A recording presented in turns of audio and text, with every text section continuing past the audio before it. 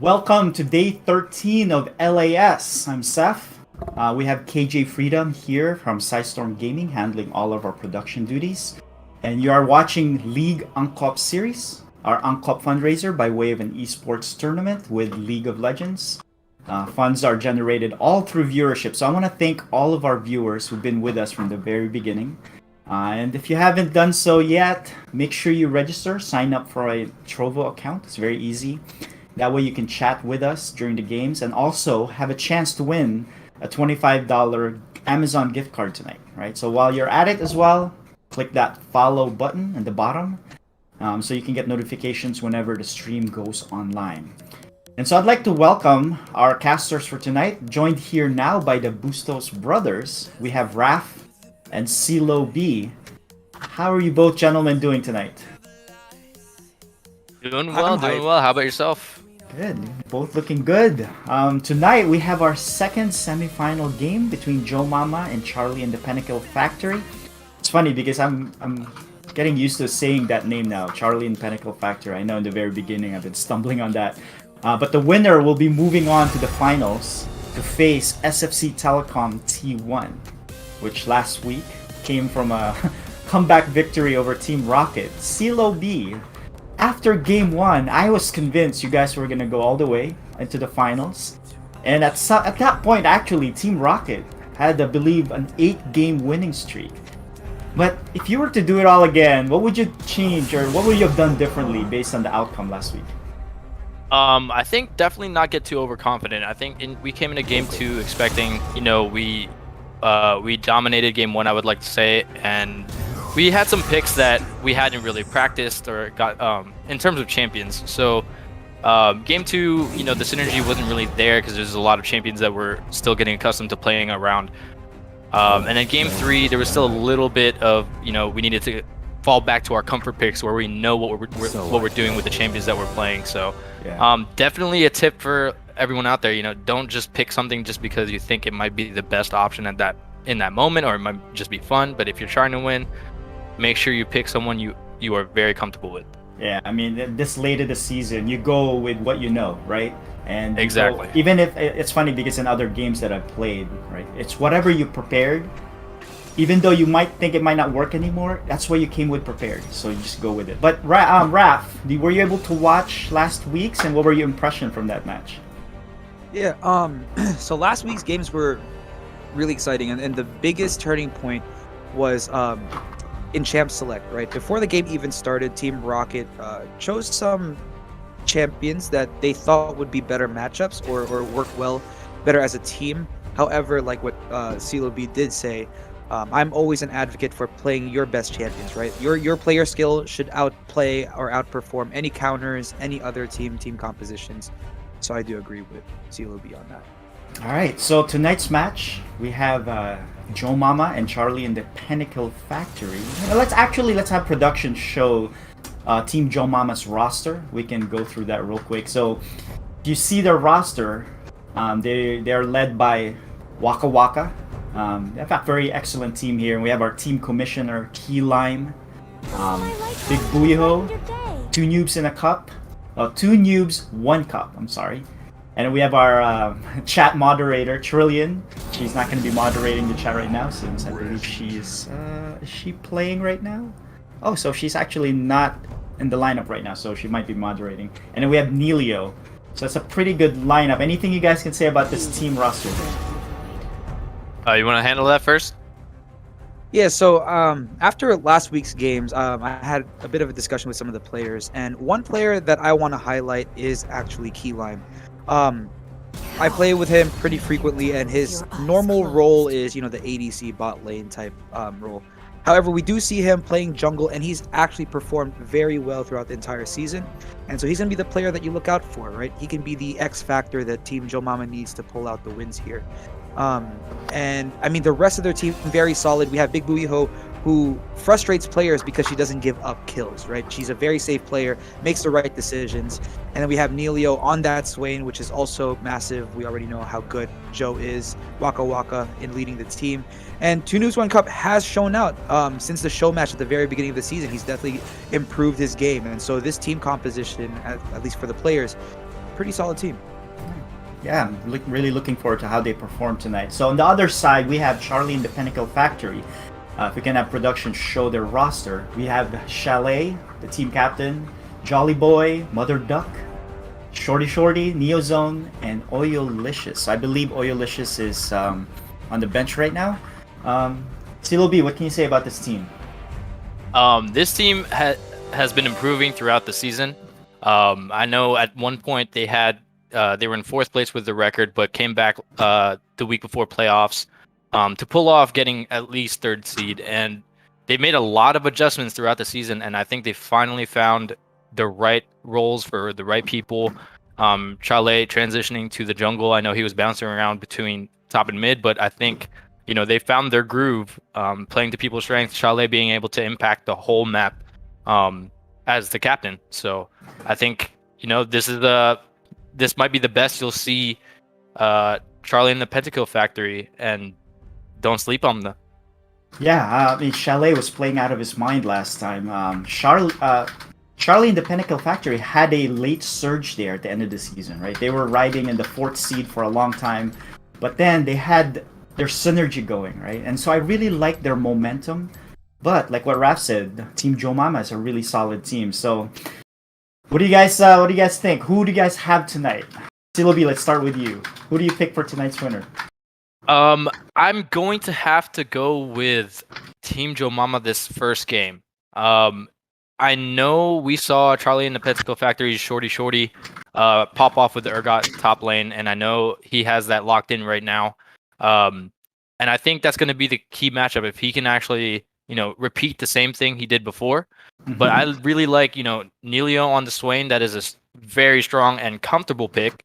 Keyline with a vibe, which is a very impactful jungler. That point and click ult can isolate anybody you need to.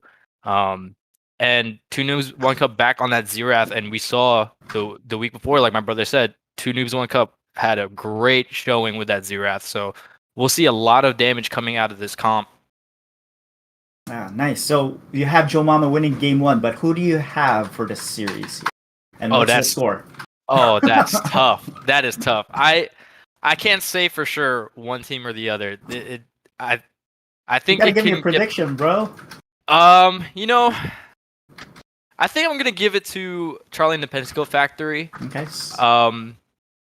Just for that, it'll be exciting to have the quote unquote lower seeds get to the championship. I know SFC Telecom T1 was the lowest seed, and Charlie and the Pentakill Factory was the 3rd seed. So it'd be fun to see a 3 and 4 battle it out in the championship. Like an underdog story. But I know, we only saw 1 week of Chalet in the jungle. Teams haven't really gotten to adjust to playing against that just yet. So I think they have the upper hand in the sense that, they just haven't played this version of Charlie and the Pentakill Factory.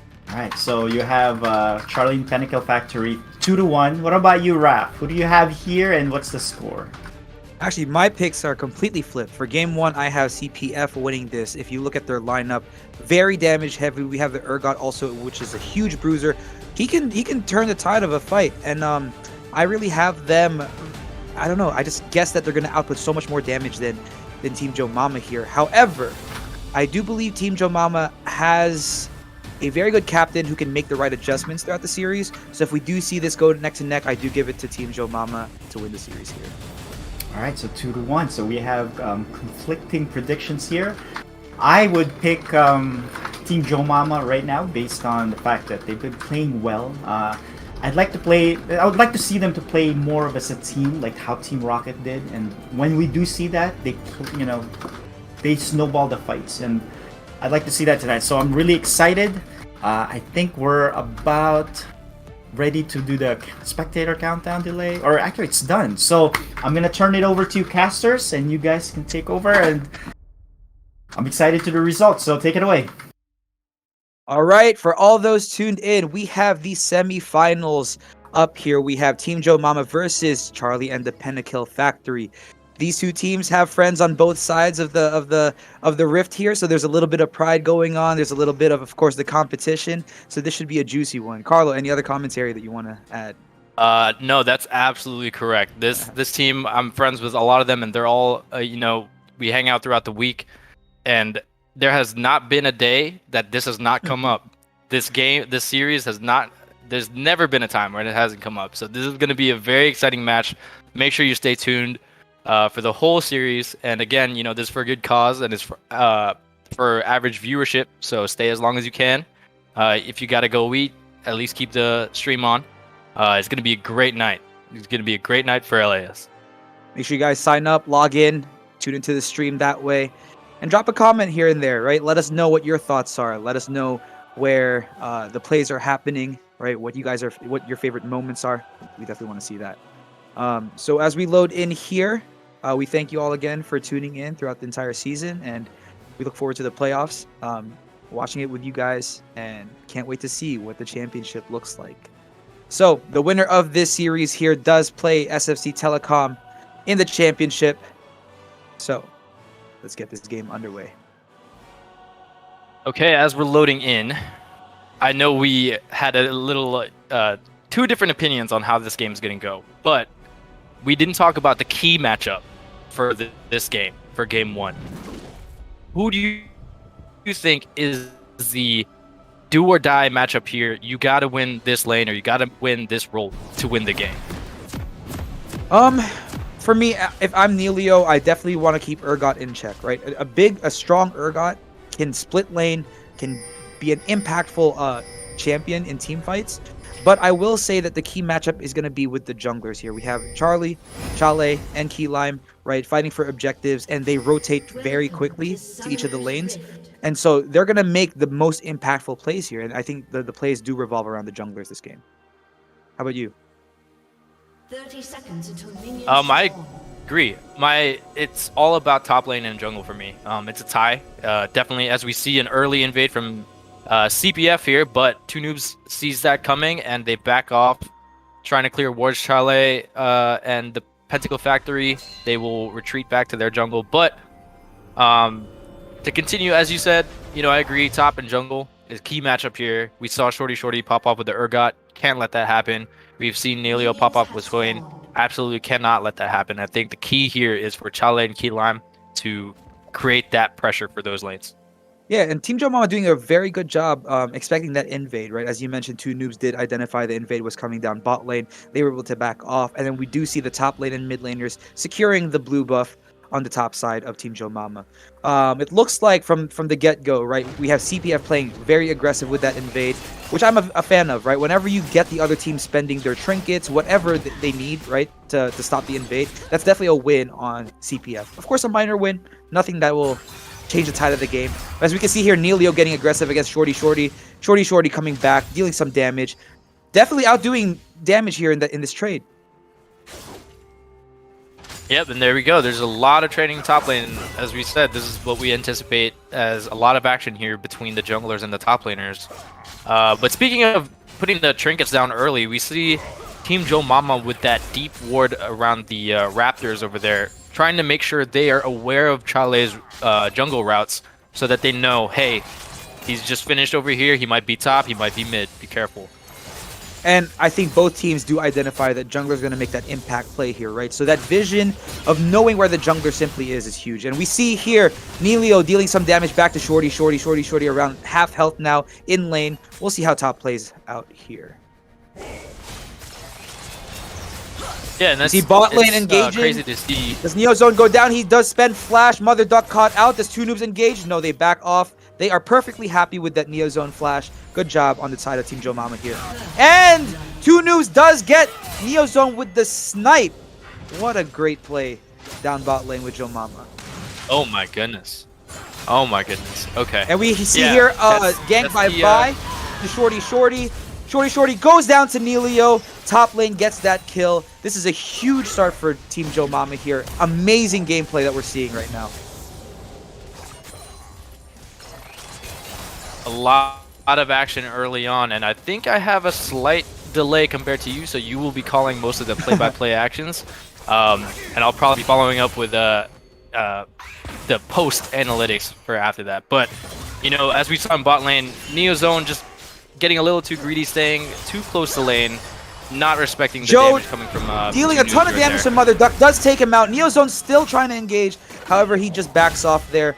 Bot lane is absolutely dominating here on the side of Team JoeMomma.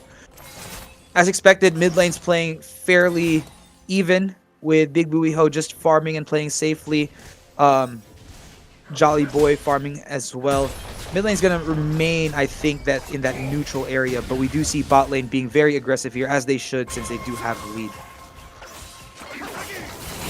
Yeah, and that kill on Mother Duck is just, again, back to me saying it. Getting a little greedy on, trying to stay in lane too long, trying to put as much damage as you can, but, too early in this game, you want to stay as safe as you can.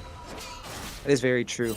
One thing I wanted to note again is 2 Noobs at 1 Cup is playing very, very well, right? We saw in the show match at the beginning of the season where he tried to play top, right? Wasn't quite a good fit, but he definitely found his home down bot with that Zira. The pokes are amazing, cashing out the bot lane whenever they overextend. Great play by Will. 2 Noobs 1 Cup there. We do see Big Booey with no mana and a heavy wave coming to push her, and some trades up top. We do have vision around Baron by CPF here, so we'll see if they make an early dragon play. We do see the Diana approaching the dragon pit. We see Jolly Boy also warding deep in their jungle. Key Lime is farming still. I wonder what his rotation will be with regards to dragon. We do see them coming up with the Braum invading as well, backing up Chale as they do some scouting there. Key Lime is I really backing. like that. Exactly. It's good that really like they're that play by remaining CPF. aggressive. Absolutely. You push the lane in, get some deep wards, get some control of the enemy jungle there to see if you can get either a pick so you can start jungle, or if you don't see their jungler, you do what they're doing and start that dragon. Exactly. And we see here CPF starting the dragon, both Chale and Neozone there. Waka Waka trying to do some damage on the dragon. However, Key Lime is too far to contest that. So we'll see if they do finish it off. It looks like they just back off completely and they give Drag a second chance to Team JoeMomma. That's huge. If I'm CPF there, right, they've already made the aggressive play. I'd say commit to the dragon. But they don't have vision. They didn't have vision on Key Lime. And as Key Lime approaches dragon, he is putting down his own vision himself. Yeah, and I think it was Mother Duck staying in lane for too long. I think he sees the team committing to that dragon. He needs to help clear that as fast as he can. Oh, definitely. We see a fight here in Dragon Pit. Mother Duck late on the rotate. 2 Noobs does get Neozone yet again with the snipes. We see the flash by Key Lime to engage on Chale. Chale is low. He's going to back off here, but 2 Noobs still dealing so much damage. It looks like Dragon will fall to the side of Team JoeMomma here. 2 Noobs playing absolutely amazing in the series, in the playoff series here. This is a huge lead. We have a 4-0 kill deficit, and Dragon going to the side of Team JoeMomma. If I'm CPF here, we start farming. It's going to be a long game.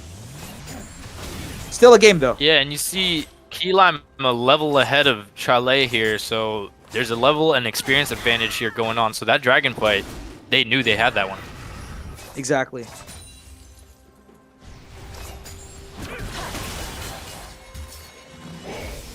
See 2 Noobs And just the gold lead is continuing 2K. a poke here.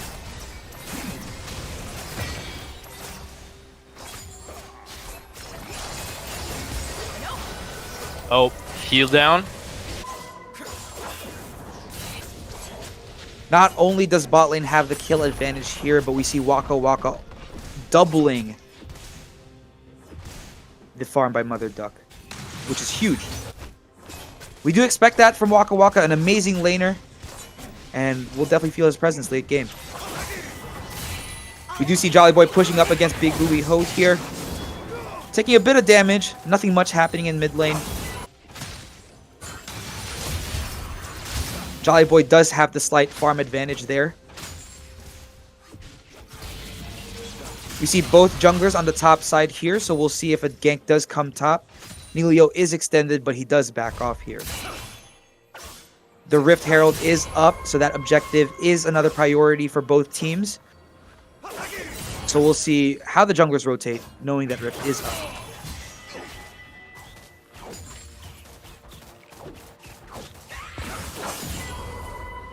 Yeah, and I have a lot to catch up on here just because some connection issues, so I'm trying to catch up to exactly where you are.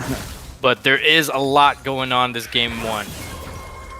All right, it looks like Vi is securing the scuttle, so they definitely have the advantage with regards to vision around the Rift Herald here. Jolly Boy is rotating, but it doesn't look like he'll go to Rift. We do see Key Lime clearing wards by mid, so it doesn't look like he will go in for the gank. However, bot lane for CPF is roaming. Let's see what they do here. CPS bot lane does opt to go back to their lane. We do see Chale around the mid area here. We see Chale engaging on Big Booey Ho. Ult's there. Jolly Boy hopping on. They get the kill. But it looks like Key Lime will gank top to punish CPF here. We'll see how this gank plays out.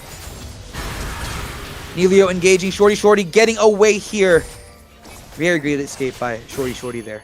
That's barely a good job on that escape. Great job by CPF, right? They definitely needed that gank, that win in mid lane. That definitely does help close the gap that we're seeing here. And now we see both junglers in the Rift Herald pit. Jolly Boy following up with Chale. We'll see who wins this fight. Nelio engaging and Shorty here. It's a 3v2. Nelio backing off. However, Jolly Boy's going down. He does ult, gets Key Lime down. Jungler is down. Rift is open for CPF's taking. However, Big Booey Ho is here to contest, dealing some damage. Nelio and Big Booey Ho full health here. Jolly Boy going in. Does he go down? No, he doesn't. He gets back. Shorty stepping up. Rift Herald does go down for CPF. However, Jolly Boy goes down to the hands of Nelio. Shorty looks like he's going to go down as well. Nelio with the double kill. That was a huge play by Team JoeMomma. I'm actually curious to see if they were able to secure the Rift Herald itself, and it looks like Chale did. So, Chale and the Pentakill Factory do get the Rift Herald at the expense of 2 kills, the double going to Nelio up top. Again, top lane's going to be a huge matchup and an impact on the game. So, the double kill going to Nelio is very big. And that was a good play for Jolly Boy there. He was half health starting that fight in Rift, but was still able to output damage and live as long as he could there. That is very true. But it was a great response by Team JoeMomma. It did look like it was going to go towards the favor of CPF, but Big Booey Ho rotating and helping out her team was massive in making them pay for that Rift Herald. We do see Chale go down to Waka Waka bot lane. Did rotate up to mid. It looks like they're going to make a big push here. They did take bot lane down, the bot lane tower. So now they're just looking to get some objectives here. Key Lime does get caught out, engages onto Mother Duck, and then the rest of the team follows here. Mother Duck does go down. Waka Waka with the rotate. Amazing play by Team JoeMomma here. They deal so much damage. Here comes 2 Noobs 1 Cup with the snipes. Does he get Neozone? He doesn't. Neozone does get out. So it looks like Team JoeMomma will look to push mid lane here, take down the tower. Great pressure by Team JoeMomma. They got a lead and they're capitalizing on it. Absolutely. A lot of aggression coming from Team JoeMomma because they know they have that gold lead. They can be that aggressive. Chale being caught out, being a little too overzealous there, going in 1v3 with Jolly Boy too far back to follow up. And as a result of that mid lane push, they do get Dragon uncontested here. So quite a slope between Team JoeMomma and CPF, but the game is far from over. Yes, that gold lead is now 5k in favor of Team JoeMomma. So let's see how CPF can respond and try and close that gap. So surprisingly, we predicted that the game would be dictated by the junglers, which there have been many jungle plays in this game so far. However, one thing that we did fail to consider was the impact of a bot lane that roams, right? We definitely saw Waka Waka and 2 Noobs rotate up to mid, capture that kill, and make that push after they got bot tower. That's a great overall team play. And as a result, it secured the second drag. And I think that resulted from a lot of the solo lane kills in bot lane. You know, both Waka Waka and 2 Noobs got a solo kill down there. Chale diving here, takes down Big Booey Ho. This is a big dive by CPF. Do any of them go down? Neozone taking in so much damage from tower. He does go down. We'll see PF make a push here. Shorty and Neilio duking it out up top. Neilio does get Shorty going down. There we go. Neilio securing the kill. Top lane is now in Neilio's hands. We'll see how Shorty responds. Waka engaging onto Jolly Boy. Mother Duck is extended. Two Noobs misses the stun, however, deals enough damage for them to just back off there. Team JoeMomma will apply this pressure on mid lane here. Yeah, and that's Swain now 4-0 with that bounty, and so does Waka with a bounty and 2 Noobs. That's a lot of bounties. Exactly, and we saw what a comfort pick does, right? Neilio loves his Swain. We see it top, absolutely comfortable in the top lane and is dominating here.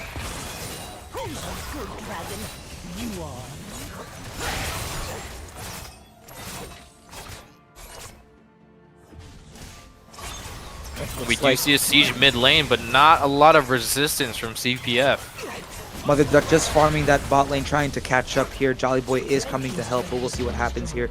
Key Lime is in the enemy jungler, denying Chale of farm. They are way ahead, and their team is pushing up. So this just looks like Team JoeMomma is not letting off the gas pedal whatsoever. Now we see Team JoeMomma's team rotating up top. It looks like they want to bring Shorty down and take down the top tower here. Shorty does not know of this. He does not have vision. And Neilio baits this fight amazingly. Shorty taking so much damage with Neilio capturing that kill. Key Lime up top as well. It looks like it's going to be a 4-man push in the top tower. We'll see if CPF does respond with a top push or if they just group mid to push against Big Buoy Hode here. And here's the issue with trying to push mid. Big Buoy with that Heimer. There's a lot of tower defense going on there. So they got to go up top and defend it. Right, but CPF here does only have 3 players to contest this. It will be a 4v3 here if they do choose to engage. Team JoeMomma taking down the tower's health. Neozone taking in a lot of damage here. Does he go down? Waka finishes that kill. Engages on Chale. And Key Lime with the kill on the enemy jungler here. And it looks like they're just going to continue to pressure that top lane. Shorty is going to make an appearance here. We'll see if he can make an impact play here. But it looks like this tower will go down with no contest here. Big Buoy Hode pushing mid lane. Mother Duck still in the bot lane pushing that. Not sure if they want him to split push or group to contest Team JoeMomma's push here. I think what needed to happen there was Neozone needed to ult, knowing that, you know, she's low health, she's about to go down, give Jolly Boy an opportunity to try to make a play somewhere.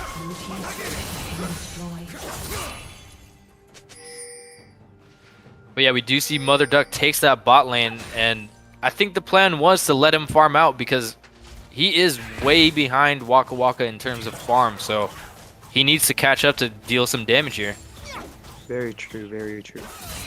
We see Drag coming up very soon, and it looks like top lane's pushed in, mid lane's pushed in, and Waka pushing out bot lane here. They will have priority for the Dragon, so we'll see how CPF responds to this, or what decision they do make. Do they give up Dragon? Do they just choose to farm up, right? Drag this game out into the late game, or will they contest this Dragon, this objective? I'd also like to see if they consider Rift Herald as well. If they know Team JoeMomma is prepping for drag, go secure Rift Herald. Don't let them just take Dragon without a penalty. But they CPF are does hovering have over the that. first step Key Lime here. is following up. This is going to be another team fight. They do have an 8k gold deficit here, so the items will make a big impact. We'll see how CPF plays this. Neilio is rotating down river right now. Chale chooses to engage on Waka, but they do CC Chale. Waka takes down Neozone. Key Lime looking to take down Chale. 2 Noobs does secure that kill. Neilio now in the fight, taking them down. All this damage from Team JoeMomma is just so overwhelming for CPF here. And the third all of Dragon that goes down for to Team just JoeMomma. one kill on Key Lime. I was expecting that Yasuo ult following the Braum, but that CC holding Jolly Boy down, he couldn't follow up on that ult. That was a great ult to get on Waka and 2 Noobs there, but just couldn't continue with all that CC. Team JoeMomma making great plays peeling for Waka. The moment Chale engaged on Waka, we saw a number of CC coming in from Team JoeMomma so that they couldn't secure the kill on Waka. And in return, Waka repays his team by delivering all that damage. Neilio got there just in time to also support his team. Great overall play. We see Neozone hovering here below 50% health. Not sure if this is a good decision, but we do see Chale hunting them down. Not quite sure what the play is here. Mother Duck and Neozone not following, so we'll see what Chale does just choose to decide to do here. Yeah, I don't think you can do this. Chale is CC'd here. Yep, And the Zaya ult was still up. Chale taking a number of damage, now caught out by the rest of the team. Team JoeMomma just piling on the lead here. Jolly Boy is looking to see if he can be of any help. However, he just does back off. Team JoeMomma applying so much pressure in this game. Yes, I wonder. Team JoeMomma is rotating so well here. Where you see one, you see many. Exactly. You see Keylime looking to engage on Jolly Boy. Jolly Boy does ult Keylime in return. Keylime does ult Jolly Boy here. Does Big Buiho?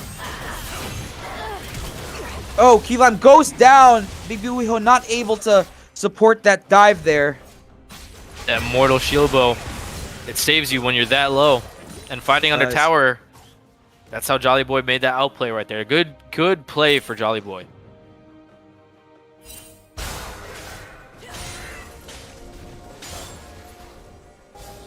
We do see the pings coming out for Baron. They do secure Scuttle here on the side of Team JoeMomma. They get that stun. Neilio just delivering so much damage onto Neozone. Big Buiho, does she go down? She goes down to Mother Duck here. It's a 5v4, however, Neozone is low, goes down. Mother Duck goes down. Charlie's low. Shorty engaging in the fight, going up against Waka Waka. Does get the ult off. Charlie, low health here, does go down as well. Neilio with the quadra kill. Penta? Can we see is there a penta kill here in the LAS semifinals? There it is. Neilio gets the penta goodness. kill, and Team JoeMomma wipes out CPF in a fight for Baron presence here. What a game! Yeah, what a game from Neilio. Like we mentioned in the beginning of the game, it was a jungle and top lane matchup, key matchup here, and Neilio just really proving he knows what he's doing with that Swain. You know, Neozone walking out into their jungle. It's no longer a safe zone, right? This jungle belongs to Team JoeMomma. We do see Neozone go down. It's difficult not being able to ward your own jungle, right? Because of the pressure that Team JoeMomma is applying here. Yes, and in this case, if you're gonna ward, you have to travel in 2s, 3s, or the whole team. You can't be walking around with all those towers down by yourself. This is a true display of what a team should do when they get an early lead, right? We saw Team JoeMomma get those solo lane kills, and ever since then, they haven't let off the gas pedal whatsoever.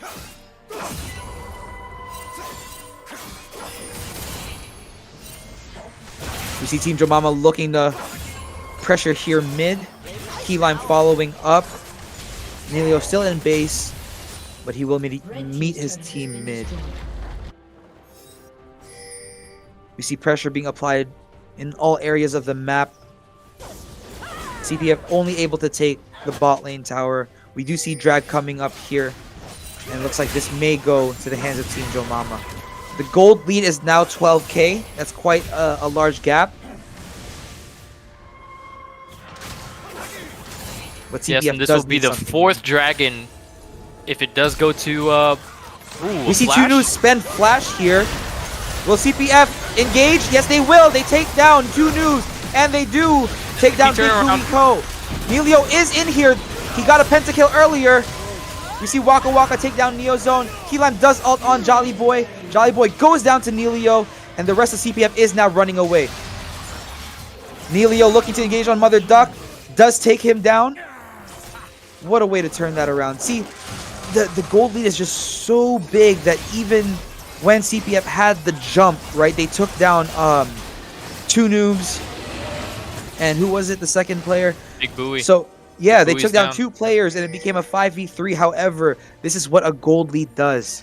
It makes you outperform the enemy team, regardless of the circumstances. And so, for all you new players, this is why we stress farm so much, right? The more gold you have, The more items, the more damage and sustain you have in team fights like that. And that team fight was just a little all over the place in the side of CPF after they secured that first 2 kills. Neozone going towards the bottom side of the river to ult Waka Waka, but Nelio coming in to 1v4 the rest of their team, splitting up like that when Braum is the main CC for your team. You know, splitting up like that is not the best idea.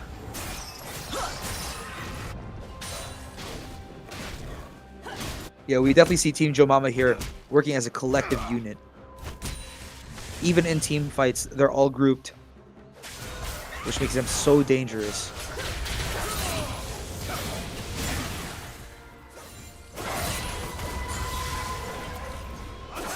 See, So at this point in the Team game, JoeMomma CeeLo sieging V, mid. do you think chance? I think this is the point where Team JoeMomma is such in the lead, right? Unless they throw. Charlie does go in, pops the Zanyas, but Jolly Boy does go down. Nelio takes down Charlie, excuse me, and is fighting Neozone and Mother Duck at the same time. Diving mid tower here, takes down Neozone, and just backs off there. Mother Duck very low. Shorty does join the fight to try and defend his tower. However, he does go down to Waka Waka. Looks like Team JoeMomma will march down into the enemy Nexus here, ending the game, pushing inhib now, and now to the Nexus towers. Red team's inhibitor has been destroyed. Yeah, it's This rough was- when you have a 15-0 Swain and a 10-1 Xayah. There's just too much damage coming out of those 2 champions. Exactly, and we see them just having their way here as they dive any resistance to the path to the Nexus. Team JoeMomma displaying a dominating game 1 here in the LAS semifinals. It looks like they definitely want to play in the championship game, but we'll see how CPF responds back here. So we see just a bunch of skirmishes. Oh, Chale is able to take Waka Waka down, and we see CPF fighting till their last breath. Again, Yep, the last ditch effort, way to not end so early, but and fight till the very last second. you know, these are friends on opposite side of the rift, like I mentioned, and so there's a bit of pride there, right? CPF not going down without a fight. I respect that. But going into game 2, what do you think CPF should do? I think they need to get down their team fight macro and synergy, because a lot of things are happening at one time in the side of CPF, but Team JoeMomma is on their P's and Q's about communication. Like, hey, I'm on Jolly Boy. Hey, I'm on Mother Duck, and they're fighting as one unit when CPF seems to be fighting as 2 or 3 different units throughout a whole fight. So I think the game plan here is just to get that down, get the communication down, especially during the fight. Exactly. What I would like to see from CPF also is when they do fight, right, that they do communicate who they focus on. Like you mentioned in that one fight down mid, when they did get the 2 kills, right, that should have been a turning point where it was a 5v3 and they could have turned the tides of the game. However, it looks like they were just scrambled after those 2 kills. Yeah, it was a very impressive win there by Team JoeMomma. The funny thing is too, is Nelio was running late there, right? He's just right off, just runs in the house, logs in, and was able to log in 5 minutes after, you know, we started already, and just no warm up, right? Just fresh off, just coming from work, and then does the first LAS pentakill against Team Pinnacle Factory. So it's very ironic there. What, yes, you called it, Team CeeLo B, Team JoeMomma took that first game, but we can't base it off of just that one game, just like what we seen last week, right? Let's see if the Pinnacle Factory can take it back in game number 2. Let's take a quick break to give ourselves a breather from that action-packed game. Let the other teams try to figure out their adjustments, and we'll be watching, catching up on the world of esports with Chicken Man here, and we'll be watching. Just stay tuned, and we'll be right back. To the SciStorm Esports Network. I'm your host Chicken Man here for your weekly esports results and highlights. This episode we've got the second week of EVO, the VCT Challengers Playoffs, and the finals of the DreamHack StarCraft Fall Season. So let's get into it.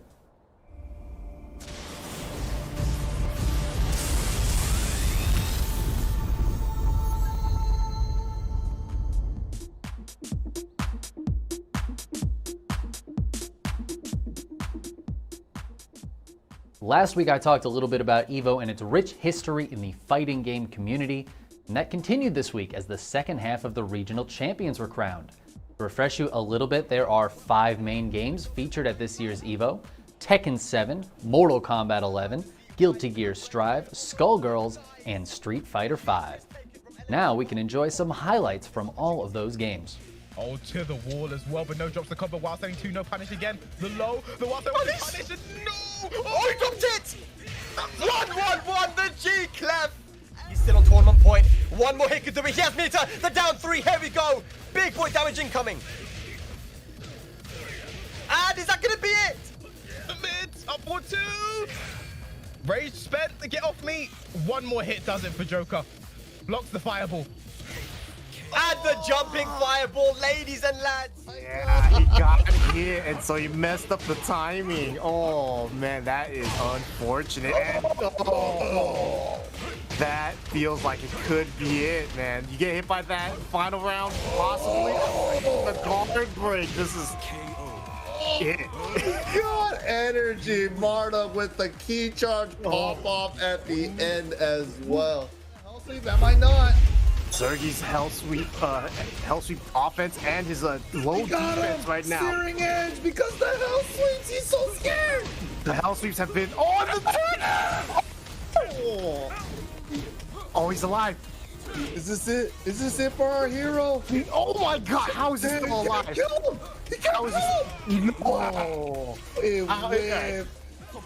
Oh my, Keep in the meter, but look, he got burst. Air grab, he did it too early! Gets it over it! Hold on, don't mess this up, and that's it. Don't mess it up. He messed it up! Nara, what are you doing? Sorry, kill him! Okay, RC just stay on top, double overhead, but no, he didn't have the meter for the super. If he had 50 meters. Solid on defense, the stagger low. Oh wow. Otashi with the burst. Otashi also has meter too. You have to be careful here about that. Looking for the Beyblade. The Fukuyama backdash had the chance. How did it work? That was it. He could have just hit the backdash, but now they have a chance. Sonic Fox with offense here has meters. The backdash from Otashi. All tournament long, all the way to being your EVO champion here for Guilty Gear Strive. Jukes did great damage, that even damage over time. Chance. He was almost there. Instead it's Ninja Gill who gets the big opportunity, cashes out on the crushing blow. He's close. Oh, what? The command grab catching from so far away. That was like Footsie's range, but what a good read. He makes it, and Ninja Killa with the friendship is going to be your North American EVO 2021 champion. I'd do a level 3 if I got the opportunity. he might be starting to happy birthday. Wow. Oh, but no cancel though, Jammers. That could have been a very... Listen, I think he's got the stream on, you know. Has he got it? That's it. That's going to be level 1 catastrophe cannon cancelled into the silent scope for no reason. But that's going to be it. Ladies and gentlemen, Mr. Peck. Choosing the HP there, yeah. The animation of the snap took forever. Solo big bang comeback. Could happen. But Rosita gets the hit. This is Evo winning hit right here. Next hit. Patience here from Jorge. Oh no, gets hit by the beam assist. Okay, had to drop there. Okay, come on, Jorge, you got this. One good brass. Oh, gets A-Train. That's it in the super. And it's over. Rosita Federal is your Evo champion. Good damage on the board. And just got, wow, empty low right there. Okay. Yeah. Open him up a little bit. Trade. Activation of the crouching meeting kick from Kawano. Trying to find the parry. Does find the knockdown. Will find a meaty no vegan. This is going to hurt. Yep. Oh, he is going for the free state, perhaps. The throw. One more will win him, Evo. Let's see what's going to be. Oh, and the trade combo! Kawano taking Evo Online 2021. Call up in the corner. Oh, no. To him again. What's the wake-up situation? One touch. Flash kick. Had to do it. Oh, going forward. Activation of the Sonic Boom. Chuan, this is his chance. His last chance, Cola. Okay. The whip. Oh, but this might be Chip. No Chip. This is Chip. No Chip. Right here, Chien. This is it. Chien gonna take Evo Online. He reached. Oh my God. Just take the throw. Yes, take it. Oh no. Take the throw, please. He's trying to attack. I swear to God, he's trying to attack. Oh my God, Kusanagi, he's not gonna kill. He got super though. He got super. Next hit? Or is he gonna go for it? He's not dead. He's in the life lead though, for sure. Yeah, it's not gonna kill. Doesn't get an Oki though, no? No, definitely not. Wow! He snuck it. He snuck it. He snuck the air throw. That was crazy. Super. Oh, he's dead. Oh, he's dead. He's dead. He's dead. Oh, he choked. He had the low forward. He had it. He did. Uh-oh, here we go. The super did he press the punch? Did he press the punch? No, he did not. No, he did not. No, he did. Oh, the EX! The EX goes through. Whoa, that looks so crazy. It's just so many colors. Purple, red. But other than that, Horus is your champion. Taking over Dark in the second set. 3-0. EVO 2021. All of these matches are being held online for this regional segment. The champions will meet at the offline part of the tournament in November.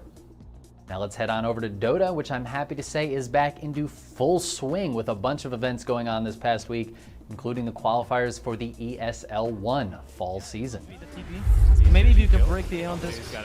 Yeah, for example, like situations like these. Oh no. That's where they, no way. TV. Oh no, with the sharpshooter. They can't lose him here. They're going for Destroyed instead. Destroyed seems like an easier target. No, TV needs to get the Thunder off, but everyone's a magic immune. He gets it on his teammate instead, but he's dead. Regardless. They might have condemned Destroyed. We got the arena as well to make sure Arrow dies, and I think this is just gonna be. I think that's game. I mean, 2 lanes are Rax more. I think this is game. It's right? mega. Yeah, GG. They know. They know. GG. It's it. Team Empire and Creepwave are the 2 teams to make it through to the main event, joining the other 10 teams as that group stage begins this week. Meanwhile, the Dota 2 Champions League finished up Team Spirit taking first place over the Hellbear Smashers with a 3-1 victory in the finals. The Sapphire OGA Dota Pit in China is nearly finished. Only the grand finals left to go this week. They look over the faces. Boy, they've got the Doom out. They'll get the kill on a 1. That's going to be Innocent instead, but Yang trying to run away with the BKB. The sharpshooter! It's going to miss. Eurus is in deep. He's got the BKB, but he's taking so much damage from Ame. He stands his ground. The 3-man burrow strike from Faith Beyond. Ame looking to clean up the rest. They've got the silence onto FY. They'll take out Super. Triple kill for Ame, and it's a clean 3-0 for LGD. They will take a clean sweep. The average game time is 25 minutes. They will so good as they dominate. They take out the elephant. This is LGD's circus. The BTS Pro Series Americas region began this week, getting through most of the group stage. They're able to keep themselves alive, but it's just the damage from Tomato and Brawl. It's too dang much. They're able to take down that Gyro, and Tomato, of course, just bouncing back and forth in these fights. The Lina just absolutely isolated here. Can't bring down Saberlight thanks to the damage reduction, and Duster just gonna get chased to death. And the Southeast Asia region of the BTS Pro Series finished up with Galaxy Racer taking the finals 3-2 over Fnatic. Winter's Curse out as well. It's onto Chuen. Maybe they can really turn this fight now as the Conker's about to drop. Split Earth is there. The normal punch, the Impel, they've got him. It's a full team wipe. But you've got the Aegison in your dream, but without the Metamorphosis, he has no chance. Or maybe he does. He gets the Sunder off. Alacrity, Cold Embrace is going to save it with the BKB. He's still going. Just one man on his own. Almost takes out 2 of them. But it is, in the end, going to be a full team wipe the way of GXR. It's nice to have some Dota to talk about again. It was pretty slow there for a while since the international date was pushed back, but that space was filled up pretty quickly. In any case, let's move on now to some League of Legends, where the fun never seems to stop.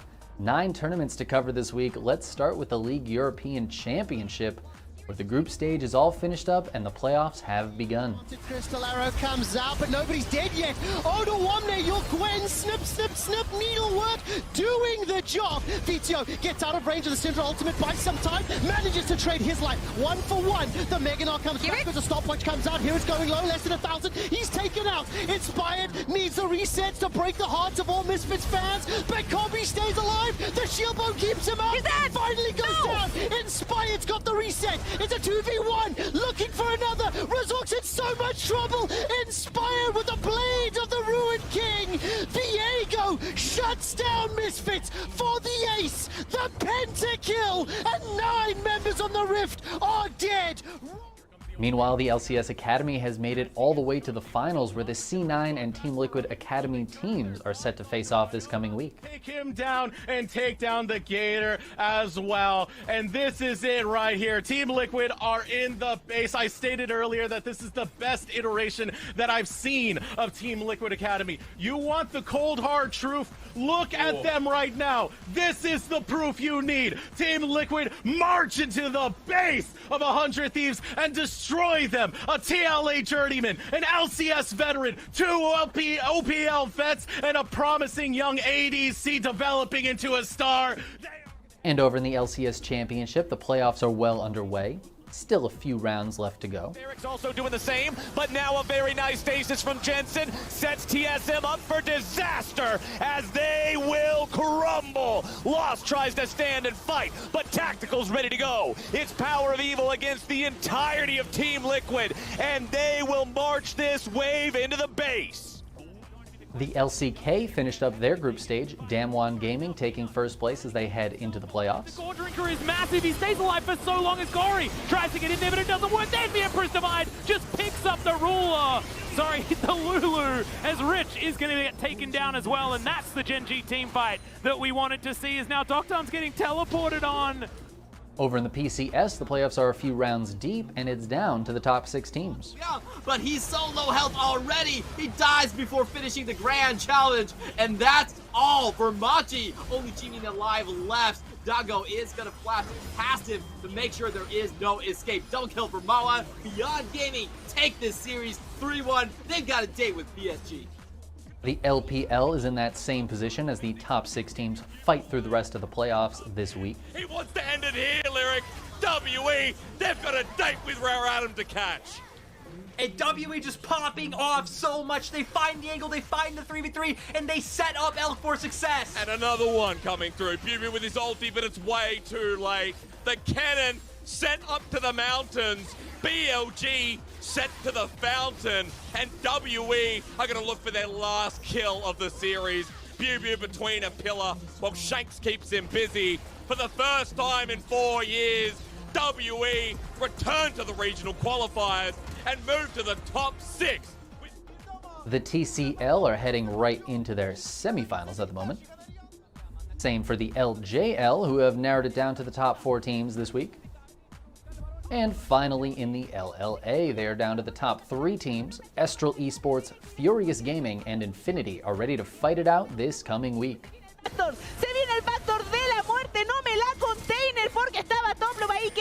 Welcome back. Again, this is LAS. We are in our second semifinals in our playoffs between Team JoeMomma and Charlie in the Pinnacle Factory.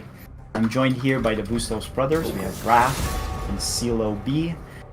The first game they're taken by Team JoeMomma. Raph, you mentioned in this the cast it's so important to get the gold lead, in which they did. It was a very significant lead. But was it really that's the main number one reason why they took that snowballed into a victory, or was it a lot more composition as well? I think it was the shot calling, right? Any team can get that gold lead, but it takes a special team like Team JoeMomma to really keep the pressure on, right, the opposing team. And we definitely saw that there in all levels, whether it was jungle objectives, lane pressure, towers, whatever it may be. CeeLo B, what kind of adjustments are you expecting here from Charlie and the Pinnacle Factory? Because they saw what happened in game 1. Based on that, what kind of adjustments are you looking for here? Definitely the picks and bans. I see that they have banned that Swain, which Neilio is infamous for. So seeing that Swain was let through in game 1, definitely don't want to see that. And I think another one is during team fights, they gotta be as one unit. I mentioned this earlier. It looks like CPF fighting as like 2 or 3 different units during a whole 5v5 team fight, and Team JoeMomma just all in sync, knowing who to focus, who to go after next, who to protect, etc., etc. The macro of team fighting, and I think CPF really needs to communicate during a fight. Yeah, I know you picked Team JoeMomma to win game 1, but you do have Charlie in the Pinnacle Factory as an overall winner of this series. Are you still sticking by that prediction based on what you've seen, or now that you're leaning towards a little bit more Team JoeMomma based on how they played? I want to say I'm still rooting for them, just because I like how they've adjusted so much throughout the LAS. So it'd be really nice to see them push through to the championship and see how adjustable and flexible that team is. But seeing as that dominant performance from Game 1, it is up in the air. I would say it's kind of obvious to say whoever wins this game wins the series, but I want to say if CPF manages to take this game, the momentum will shift incredibly on their side. So I think, this is it. This is a do or die for them, and I'm rooting for them. Yeah. So Raph, I mean, I know you're having some technical difficulties, but they're down to their last life, CPF, right? From what you've seen over the season, right? We talked about going with what you know, your best strat. What are you expecting from CPF now? I think they go roughly the same team composition. However, they do a better job of shot calling, right? We did see there were moments where they could have changed the tide of the battle. For example, when they caught out two noobs and Big Buoy, but they were scrambled afterwards, right? So they definitely need to rally onto one shot caller and totally commit to it. We saw also early in the game when Chale did start the first drag and they could have finished it off, but they backed off, right? So when you commit to a decision, I say, see it through. And in this game, they definitely need to do that, right? It's a do or die game. Yeah. So, CeeLo B, what do you anything out of the ordinary you've seen so far based on the picks and bans here? I know they banned Swain real quick because of the result of game 1, but what do you see here so far? Well, for starters, we do see a little bit of role switching for CPF. We see Oilicious coming in off the bench and taking over mid lane, and Jolly Boy rotating down to that support role. So a little bit of a team switch up here, role switch up. So they're going to have to be on their P's and Q's on communication just that much more. The fact that they're switching roles. But we do see the Swain ban, and we do see the Kai'Sa and Xayah ban off of round 2 trying to target Waka Waka. So they do recognize the threats of Neilio and Waka Waka. Right. Yeah, I also see Trillion subbing in for Team JoeMomma. So let's see how this goes. But I'll take it. You guys take it away. You can talk more detail on what they picked so far and what do you expect them to round out the team composition from here. And so, casters, like I said, take it away. Thank you. So, interesting pick here by Chale to go for the Olaf jungle. What are your thoughts on that? I know he's been practicing jungle throughout the season off of the stream. So I haven't really seen his Olaf play, but we'll see. I think he's trying to get more of that DPS, unstoppable champion that can go straight to Waka Waka if he needs to. But we'll see how it plays out. This might be, I think, the first Olaf we've seen in the LAS. I'm not sure, but this will be a fun matchup. Right. So for our new viewers or first-time players, the champion that Chale picked, Olaf, right, has an ultimate ability that prevents him from being crowd controlled whatsoever. Stuns, slows, any of that. And we saw in the last game when he would dive in as Diana and deal a great amount of damage, completely stunned by Team JoeMomma. And so his response to that is selecting a champion that combats against that crowd control, that CC. Absolutely, and we do see. I know I mentioned the last 2 bans for Waka Waka, but the last 2 bans on the side of Team JoeMomma going to Ashe and Zyra, I actually like those bans because they were hovering over that Ashe in the first round of bans, and that might have been switched down to Mother Duck. And I know Ashe with Zyra would be a crazy duo combo, hoping to hold Waka Waka at bay. On the side of CPF here, do you like the Tristana pick over the Draven pick? I again, we said this in the beginning of the stream. I think it boils down to a comfort pick. If Mother Duck is really comfortable on that Tristana, that's completely fine with me. The biggest thing is just, switching the support right there. Jolly Boy going down to support. You guys, they gotta be communicating. They gotta be on the same page here. But in terms of the pick, Tristana versus Draven, I do like this Tristana though, because at least then you have a little bit more lane pressure. So Waka Waka can't just continuously push. Now it's going to be Mother Duckling on that lane pressure with that Tristana, and you have the tower taking capability of Tristana. So it will play out for the team a little better, I hope, because Draven's more of a fighting AD carry. Tristana can do a lot more than just fight. What I'm also surprised to see is Waka Waka's choice of selecting Jhin here into that Olaf, right? We know that Olaf's going to go straight for... We know that Charlie's going to go straight for Waka Waka. However, he did still opt for Jhin, right, with no real escapes. And of course, we do see the Leona with Trillion. However, an Olaf ult will just blow past Leona, right? So we'll see how that plays out. I would have thought that maybe Waka Waka would go with that Ez did go unbanned. So that would have been a strong pick as well. But who knows? Again, comfort picks. If Waka Waka wants to play Jhin, I think he has something up his sleeve to show for us. Yeah, and again, I'm thinking, of course, I agree with you. Comfort picks, but also in terms of good picks against their team comp. You mentioned Ezreal, but I think also, even though his auto range is a little short, Lucian would have been a good pick too, because he has a lot of mobility, so he can just keep dashing away from Chale on that Olaf there and dodge a lot of Jolly Boy's set abilities and Shorty's Urgot abilities if that ult comes down to try and get him. Right, and in this game, I actually expect Chale to take down Waka Waka, and so a little bit more pressure on the rest of Team JoeMomma here, right, to not just carry the team, but deliver that damage when Waka Waka does go down.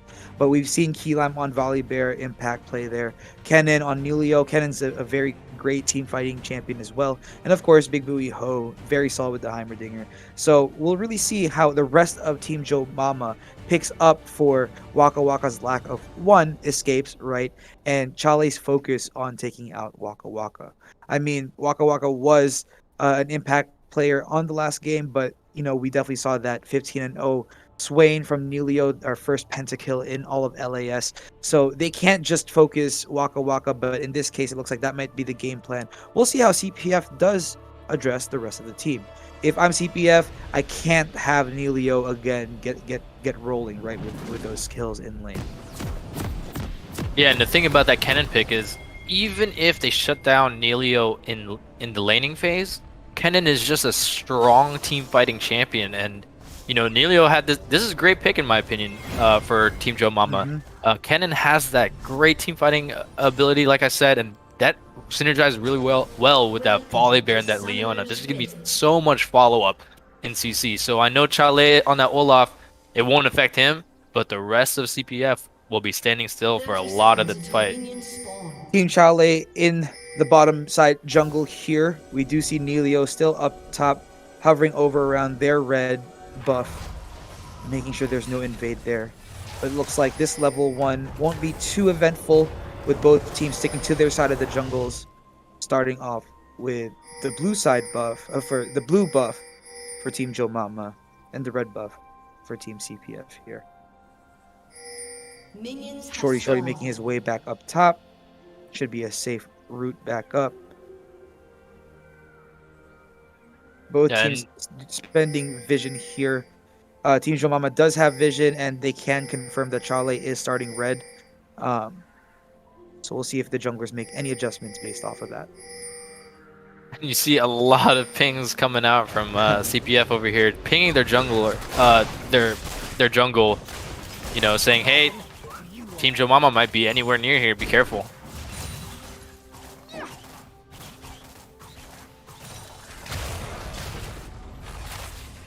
But we do see a safe start, standard start here. Both junglers going throughout their camps. Bottom lane is now getting back to their lane, and let's see how some of these trades go down.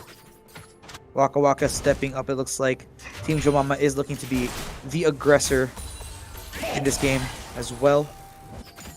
We'll see if Jolly Boy and Mother Duck are able to make them pay for a little bit of cockiness here. But we do see bottom lane on the side of Team JoeMomma gonna get level 2 advantage here. See if they do choose to engage. Junglers on the top side now. Top lane looks pretty frozen, with Neilio applying a bit of pressure. We'll see if that calls for a gank from either side. We do see that ping. It looks like Chale is gonna make his way top lane.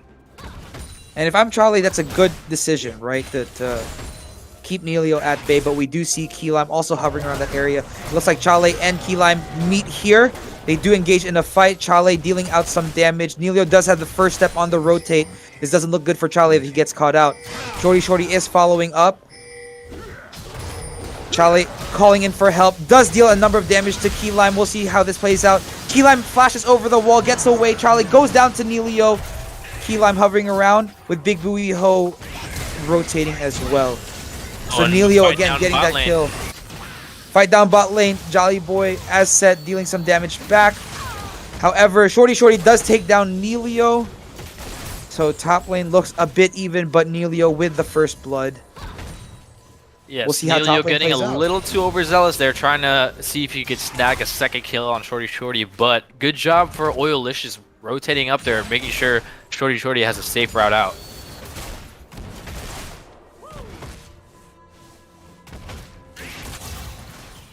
Charlie looking to play aggressive here. Typically, I'm a proponent for aggressive junglers, as you know, but Keylime just happened to be there, and Neilio did have pressure in lane, so he was able to rotate first. That's why Charlie was caught out like that, but not a bad job tying up the score here with Shorty taking down Neilio.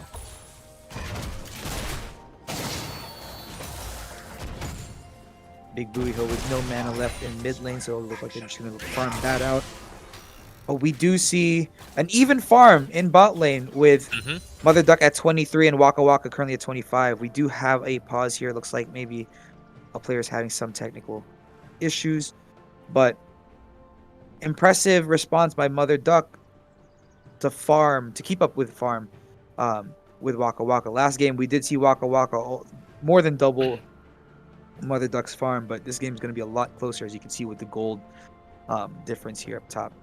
Yes, and that is extremely important to point out, because especially for the 80 carries, that farm is mostly your source of gold, because a lot of the times you might not be getting those kills early game because your damage is coming when those items fall. So a lot of the times I find myself saying, hey, let's not fight yet, let me get some more gold, let me get some items first, and then I can lay on some damage. So good job for Mother Duck so far, keeping up in farm against Waka Waka, especially coming out of game 1 where he was, like you said, getting out farmed by almost double.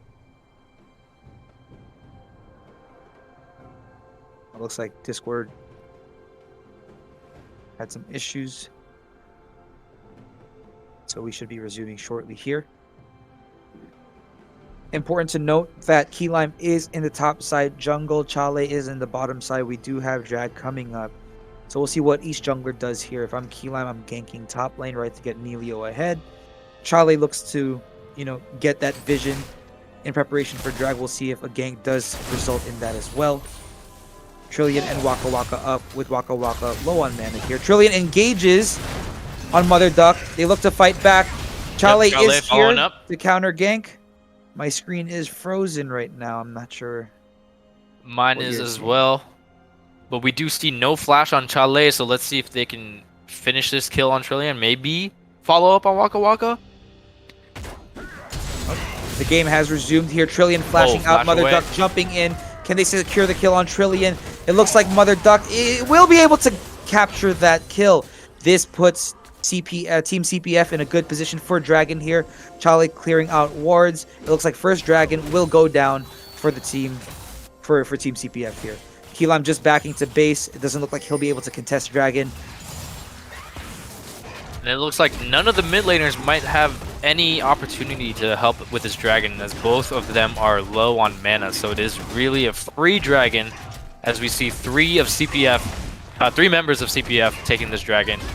And like you said, in contrast to game 1, they're committing to this, so there's no hesitation, and they will snag that first dragon. That was a great rotation and decision by Chale to gank bot first, right, so that they can secure that dragon. It was just unfortunate that Trillian engaged at the time she did. Chale was there to respond. Absolutely, and that's why usually when I try and support in bot lane, I'm on the red side. I really fight for that tri-bush vision, just so that, you know, if I think this is a good time to initiate, you know, that same situation doesn't happen. Right. All right, so CeeLo B, what do you think? How much farm does 1 kill equate to? I believe it's around 10. Right, and so it's something around 10. Though we see top lane with a kill each, Neilio is 10 farm ahead. So for our viewers, that's almost equivalent to a kill, right? Like you mentioned, a 10 CS lead does equate roughly to 1 kill. So I do think, you know, once items are bought, that Neilio does have the advantage here. But it looks like Chale will cut that lead down by ganking Neilio here. Neilio get out. Shorty does engage here. But Neilio, fighting both players here, does take down Shorty, and Chale cleans up there. Like I mentioned earlier, Neilio does have the advantage, but Keylime here ganking bot lane, unable to take Jolly Boy there. So Team JoeMomma just backs off of that gank. Yeah, and I think the biggest thing about that top lane fight was Shorty didn't back at all.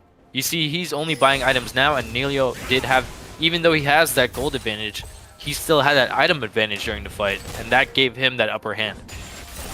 Right. Well, we see Keylime sticking it out here in bot lane, hoping that he could do an in-lane gank, but the cost to that is Charlie taking his farm up top, right? We do see Rift Herald coming up shortly, so that comes to, I mean, Team CPF has the advantage on Rift Herald here. We'll see if Chale does steal that red buff as Keylime approaches his blue buff. Chale here doing a great job counter jungling right now.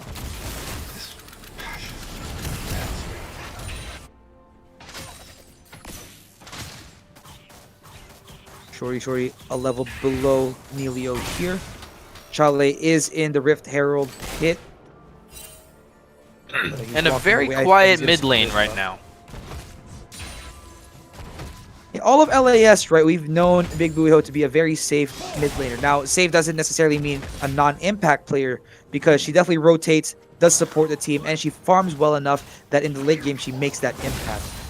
One big thing that people also fail to recognize is she doesn't give up kills, right? So no matter how good the enemy mid laner is, they're only as good as how much they farm. So Big Buiho does a great job of keeping great mid laners at bay.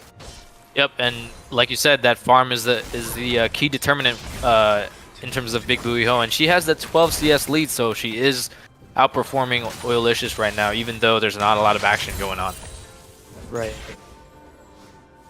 So to our viewers, I know watching players farm isn't too exciting, but like CeeLo B mentioned, because of that 10 CS gap between mid lanes, Big Buiho, you could tell, is in the lead, equal to kill right now. And look at those wards around her too. This is exactly why she's notorious for being unkillable. Just because as soon as she sees you, she's like, nope, I'm out of here. Exactly. And look, she has her ward down on the bot bush, and then a pink on the top. We see a fight up top here. Keylime ganking for Neilio. Shorty will go down here to Keylime. Neilio able to pressure top, farming uncontested here. Yep, and it's that lack of vision.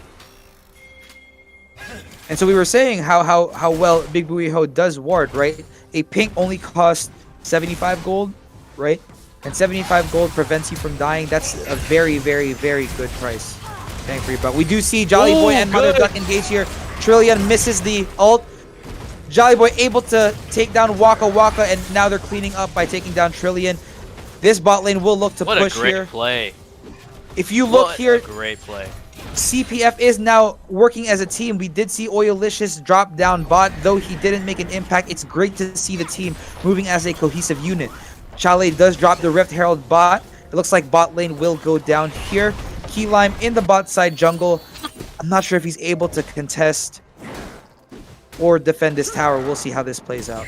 And I just gotta say, that was a great play from Mother Duck, jumping over and flashing past the Jhin so he can ult him towards the set, so that set can ult after that. What a great play from Mother Duck. That was a great play by Mother Duck here.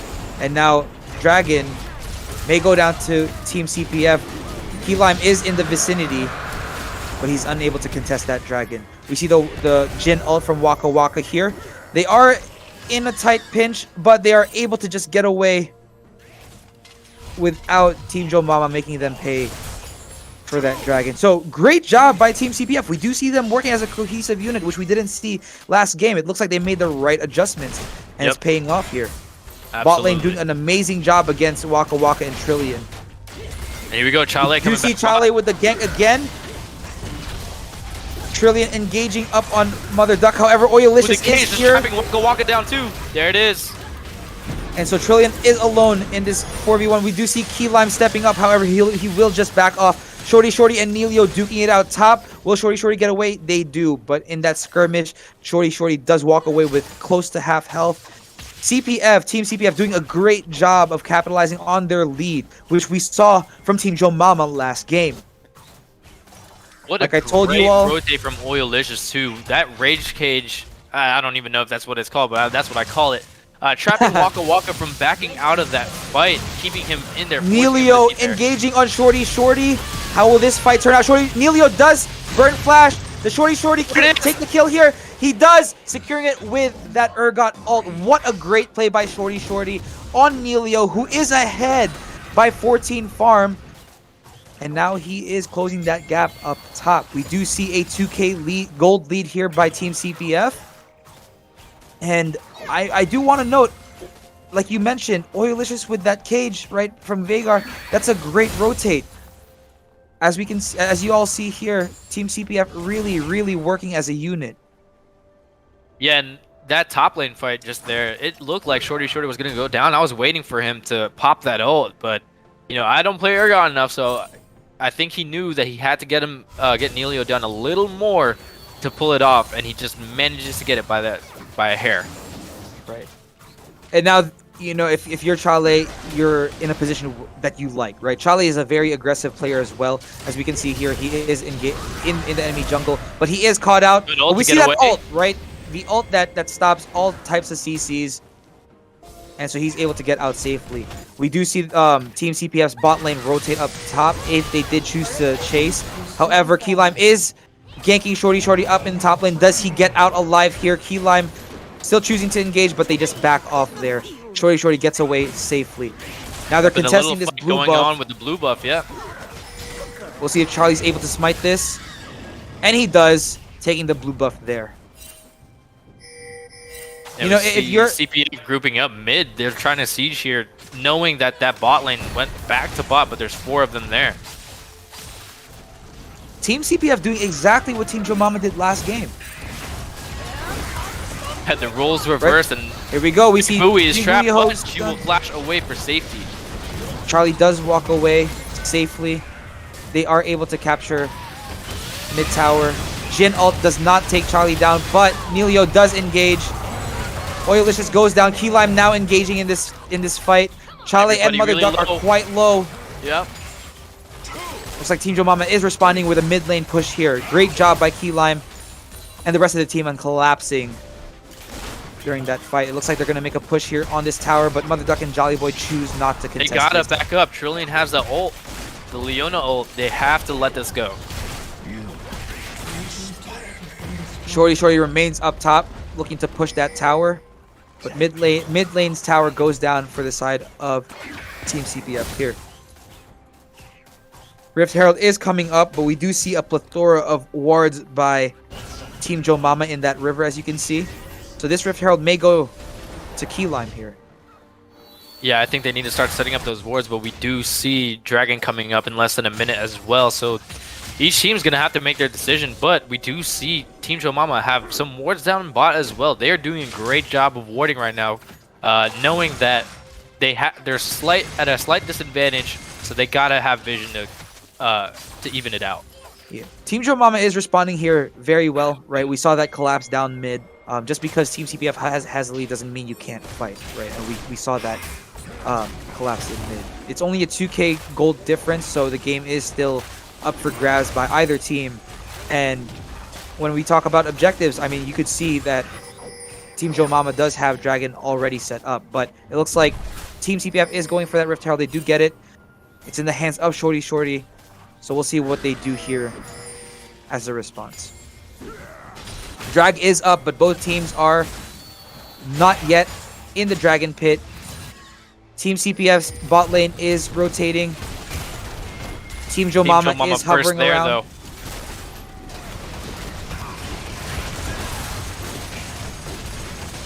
This Dragon goes down for Team CPF, but Team JoeMomma is looking to engage here. How does this fight out? Keylime takes out Oilicious. There's a lot going on here. Trillian does go down. Shorty down as well. Keylime going in on Chale. Can Chale get away? It looks like he goes down to Keylime. Mother Duck now stuck hiding under tower, but they choose to dive here. Keylime just so tanky with Nelio going down to the hands of Mother Duck. So we see an ace from Team JoeMomma here, and only 2 deaths going down as a result. Yeah, and I think it's back to that. You got to be on the same page in a 5v5 fight there. There's a lot going on, and it seems like Team JoeMomma knew exactly what the whole team should be doing, and CPF kind of a little all over the place, and that resulted in a 5-2. It didn't seem like CPF had a plan after they took drag, right? We did see, oh, Shorty here is trying to defend bot tower. Keylime does engage. Jolly Boy is here. Jolly Boy is looking to engage on Big Booey Ho. Does he secure the kill? And he does. Great job to hold down bot tower there. Keylime getting a little too ahead of himself. We did see a great display of him being tanky enough to take that dive earlier, but it wasn't quite enough this time. Yeah, what a great play. They managed to get 3 kills for none on that. And not even the tower. They couldn't even finish the tower off or anything. So what a good trade for CPF there. We see these teams just going back and forth here, right? Gold difference hovering around 2k, so it's still anyone's game here. Oh, they do drop Rift in the bot lane. Looks like they're gonna make a big push. Can Waka deal any damage? Will Team CPF engage here in a fight? Or will Team JoeMomma again engage in the same fashion that we saw in Dragon?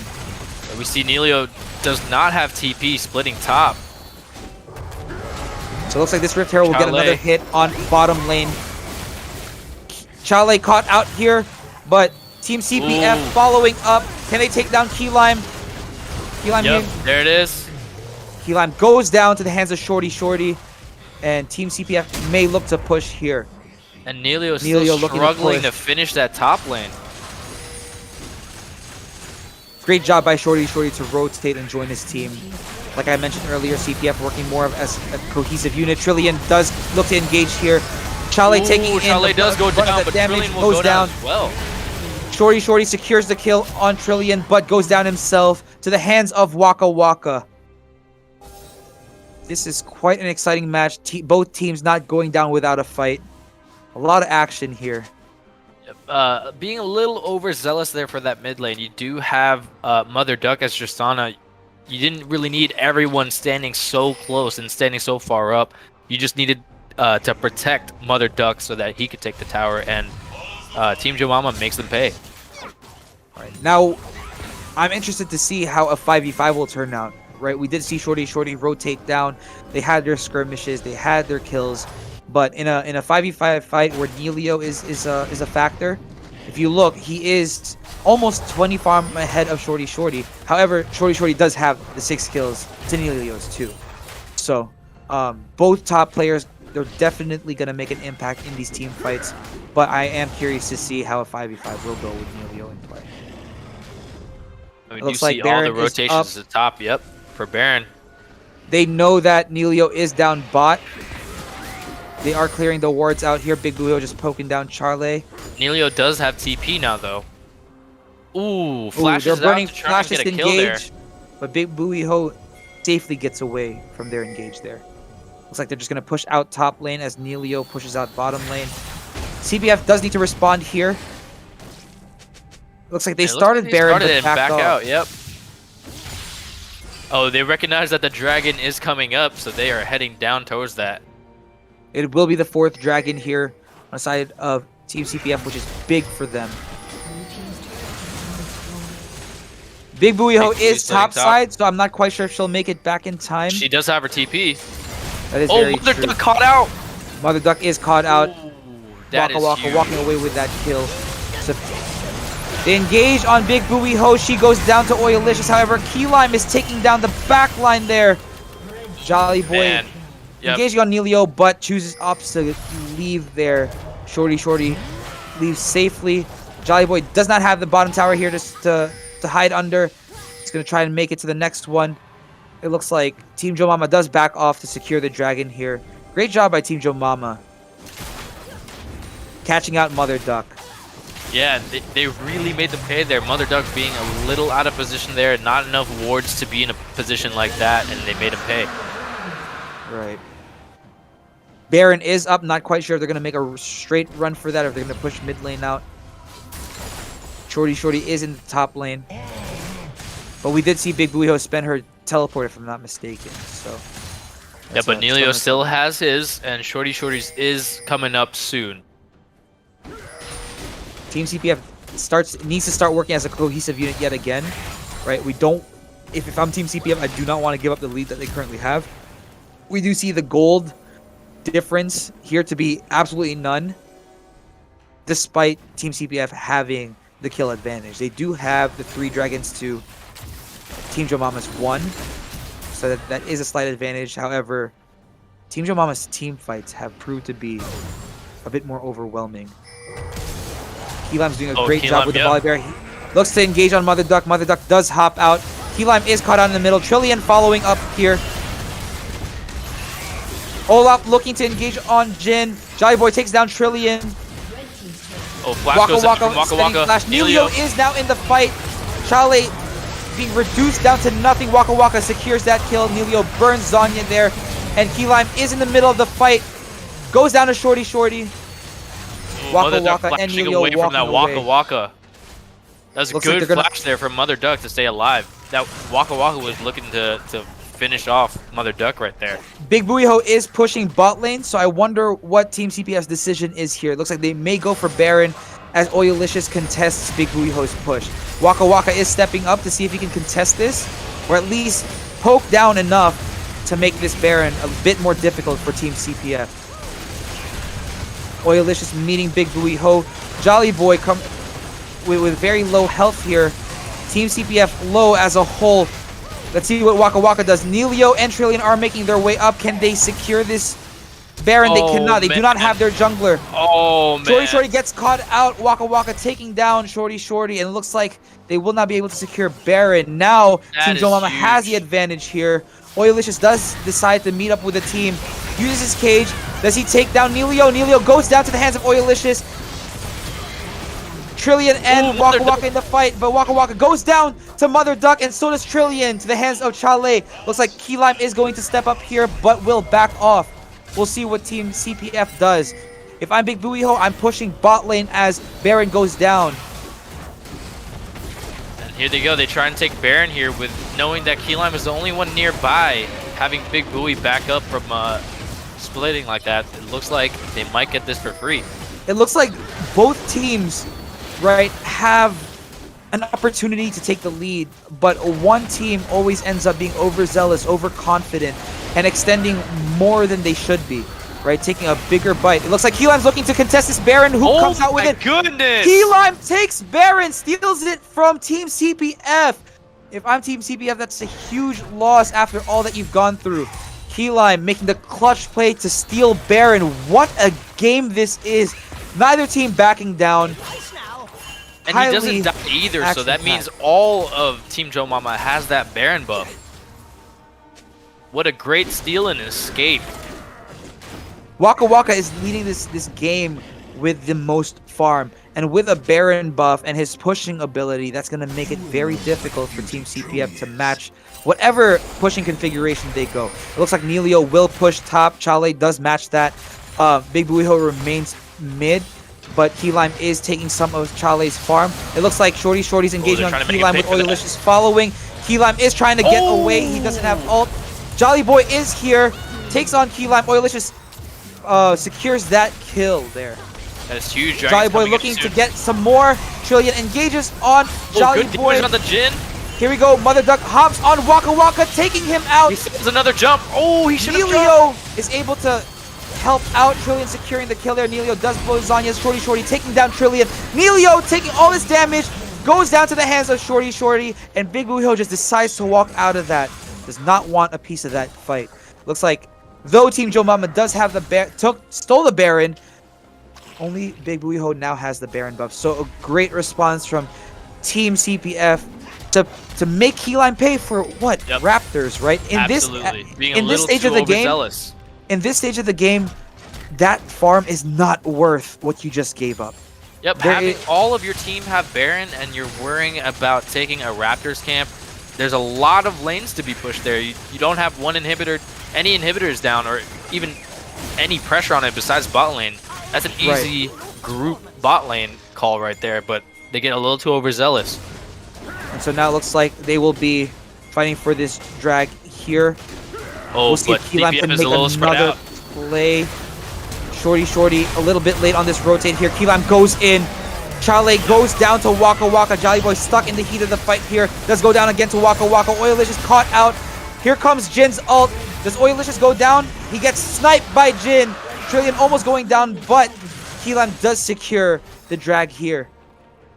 Oh man, again another overzealous play, but on the side of CPF there was only two or three of them at the dragon pit, and the rest of them were still trying to catch up, and they started that dragon when they didn't have everybody there. And though the kill count is 26 to 20, the gold difference is almost negligible here. Both teams going back and forth in this action-packed game. What a game 2 this is. CPF clearly made the adjustments that they needed to from game 1, but is it enough to secure game 2 and drag this series out to 3 games? Yeah, and we'll have to find out. I think CPF just needs to clean up a little bit. There's flashes of them really working as a team, especially early in this game, but you know, as the game is progressing, a lot of different things going on for CPF, and if they had been all together for that dragon, I think it would have been a different result. Right. Both teams are capitalizing on each other's mistakes, right, which we've seen, right? One team being overzealous over the other, one team working as a cohesive unit and collapsing in one given part of the map. If I'm Team CPF, I'm looking for a pick here, especially with Neilio pushing top. That should be an easy gank. And you're absolutely correct about that capitalizing on mistakes statement. So I think both teams are doing that very well, and I think whoever takes this game is the team that cleans up their own mistakes. Right, exactly. So now we're getting to a later part of the game where vision is going to be crucial, right? No objectives are up yet, so we may see someone get picked out, especially if they're roaming around each other's jungles. So vision is going to be huge here. We do see a number of pings coming from the side of Team CPF, but they're around the Baron side. Team JoeMomma does spend a pink there down in the mid lane's bottom bush. So we'll see what each team prioritizes here. I know, CeeLo B, you're a fan of pushing outside lanes, right? So that you have priority over these objectives. And so if Neilio is going to stay top and push that top lane, that might prove problematic for Team CPF. But the only thing about that is Baron is up in a minute, so Neilio being top lane is fine. It's just, and Big Buoy has teleport, so CPF does need to commit something here. Either catch one of them out and they have that advantage for Baron, or they got to push out their side lanes, and it looks like Team JoeMomma did a good job of that. Now that both bot and top have those lanes pushing against them, they'll have more map pressure for that Baron fight. Right. Team CPF's bot lane is pushed up, so someone does have to respond as Baron comes up. So we'll see how Team CPF responds to that. We do see Mother Duck making his way down to clear out that bot farm, but Baron, like I mentioned, is coming up. So if I'm Mother Duck, quick clear, reset, and hopefully get back to Baron on time. I mean, you see Shorty going up there and thinking about clearing those that wave, but it should have been Mother Duck and then Shorty in the bottom because he has that TP. Right. If you look here, Team JoeMomma is moving as a unit, clearing wards, putting down their own wards, and Team CPF a little dispersed, right? Especially with Baron coming up. So we'll see how this plays out. It looks like neither team is Jolly making Boy a might get caught move. out here. Yep. Jolly Boy gets caught by Trillion. Great E in there. It's a 4v1. I highly doubt he walks out of this alive. Both teams spending flashes here. Jolly Boy running away, but Key Lime is here. We see Waka Waka spend that Jin ult. Key Lime fighting Jolly Boy. Jolly Boy still does make it out alive. Shorty turns the tide by taking down Key Lime. That was actually a great play by Jolly Boy there, ulting Key Lime just to get to safety, and then having that ability to shield at the right time, and Shorty following up to save him. The jungler being down on the side of Team JoeMomma is a huge advantage for Charlie in the Pentakill Factory here. So let's see what they do if they choose the Dragon that's coming up in 34 seconds, or they choose for that Baron. I almost have to apologize to Jolly Boy for that. I thought he was going to go down, and I even predicted that, and he makes a play. What a great job by Jolly Boy. Dragon is coming up. It looks like neither team is going to go for the Baron. They're looking to get this 4th Dragon if you're Team CPF, and if you're Team JoeMomma, preventing that 4th Dragon from going down to Team CPF. We have seen the past 2 Dragons go down for Team JoeMomma as they contested Charlie's attempt of taking it. So we'll see how Team CPF responds to this. They are grouping in that very same bush they caught Mother Duck in earlier. Are they looking to catch someone out again, capitalizing on someone's mistake? They do put a pink ward down there, so they have confirmed that there is no vision. Team CPF gets the Dragon first. Ooh, Delicious does get the stun, but we do see the TP by Nelio. Shorty responds, but Key Lime looks to engage here. Charlie trying to make a run. Jolly Boy does ult.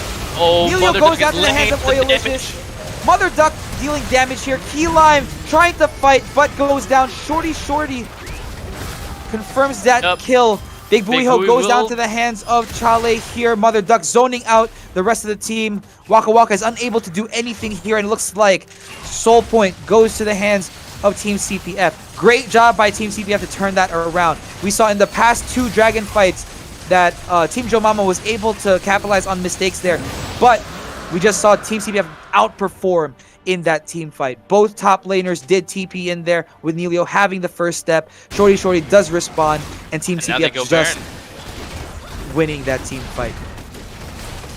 Team CPF capturing that 4th Dragon, and now Baron. Key Lime is not up to do another Baron steal, so this should go down for Team CPF.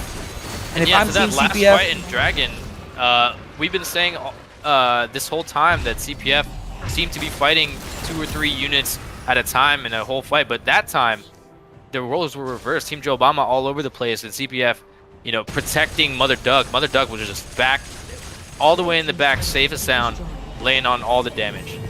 Right, and we saw a non-existent gold difference between 2 teams. Now a 4K gold difference on favoring Team CPF just because of that exchange.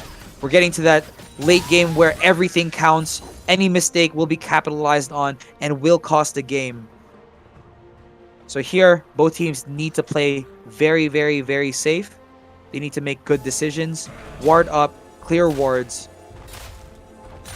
Ooh, and if we look at items, it looks like Mother Duck is going for that GA just so he can stay alive. But I think I would have bought the Locket first before the Chain Vest. But we do see Waka Waka with a huge CS lead for Mother Duck. So both AD carries right now doing a lot of damage. Right. Though Waka Waka does have the gold advantage, we saw in the last fight they were able to zone him out, so he wasn't able to make that big impact, right? Key Lime did a great job of engaging, but it's always tricky fighting in that Baron pit. Positioning plays such a huge factor as opposed to fighting in a lane. But Team CPF, with that Baron buff, chooses to pressure these lanes here. Shorty looks like he's going to make his way up top to push that lane. No one down bot, so it looks like a 1-4-0 here if Jolly Boy chooses to join with them. Oh man, if I was Team JoeMomma there, I would have gone in. There's only 3 of them. But if you look, there are not much red wards out in their own jungle, so it's kind of hard to tell where Jolly Boy is. Now Keylime sees Jolly Boy down bot, engages. Oilicious goes down to the hands of Keylime, and they're looking to fight Mother Duck and Chale, but they back off. This is a good win for Team JoeMomma. You know, you just take bites out of a big piece of Team CPF, right? And Reducing that goal difference. I think CPF's game plan was that they have Baron, so 1-3-1. But the thing is, Jolly Boy is such a huge threat as a support with that set, and he can't leave the team like that. So, you know, I think maybe a 1-4 would have been a better opportunity there to cancel out Keylime's engage. Right. When it comes to Baron, I'm an advocate for stretching out the map. So if you're saying 1-4, I would do 1-0-4 with no one in the mid lane, right? Forcing Team JoeMomma to choose either top or bot, making it hard to rotate. But we see Keylime here, engaging on the top side push. He's making a push against Mother Duck. Mother Duck is zoned out. Oh. But Shorty dealing damage here. Keylime does secure the kill on Mother Duck, but Shorty is huge here. Keylime stuck in the back line. Chale dealing damage to Nelio, but isn't quite enough. Shorty now is having this 1v1 skirmish against Keylime. Waka is able to help Keylime out here. Oh, but the Shorty Waka with a kill before he dies. No, Waka is able to secure the kill on Shorty. And with that, it looks like Team CPF no longer has their Baron buff. Team JoeMomma holds out from that Baron push. What a great job from Team JoeMomma. Yeah, Shorty missing out on that ult is a huge thing. And also, what we saw early in the fight, Mother Duck had Keylime at a disadvantage when he had to stopwatch, but he looks like he didn't realize how far he can go to continue autoing him because he's way too close to Keylime, and Keylime made him pay. Right. Tristana late game is very good, right? And you should take advantage of that increased range. But like you mentioned, he was just a bit too close to Keylime. He should have kept his distance and kited him. Yep, and the rest of his team was right behind Keylime too, so he didn't even have to walk up to get the first auto. He could have waited for his teammates there to start the fight first and then follow up. We do see Waka closing in on his final build here. So as Waka completes his full build, we will see the rest of the team start farming what Waka normally would, right? And so the rest of Team JoeMomma can catch up on gold here. It's only a 2k gold difference. We have no objectives up right now, but Vision's going to be the name of the game up until an objective comes up. We see them clearing wards, putting wards down, and it's really the team that sticks together and is able to catch out an individual that might just be, you know, wandering. But it looks like both teams are grouping up well together. They're all pinging for this dragon as they set up. And we see, Nelio like you mentioned rotating. earlier, Waka 6 full items, and Mother Duck still missing a full item. So we'll see what he chooses to build there to try and even it out. So here, Shorty is making a strong push up top. Nelio is mid lane, but will be backing. Not quite sure what the game plan is here for Team JoeMomma. It looks like Team CPF will make a push here mid lane. This may be a fight.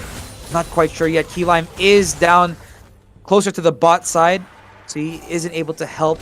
They do make that first step towards Dragon, clearing out these wards. Yep. All TP's up. Shorty does now have the first step over Nelio for this Dragon fight. We see the TP coming in from Nelio. They do back off of Dragon. Oilicious with... Keylime is caught out here. Will he be able to get out? He does try to engage on Mother Duck, but he is zoned out. It looks like Team JoeMomma is making a good response here. Chale goes down. Oilicious goes down.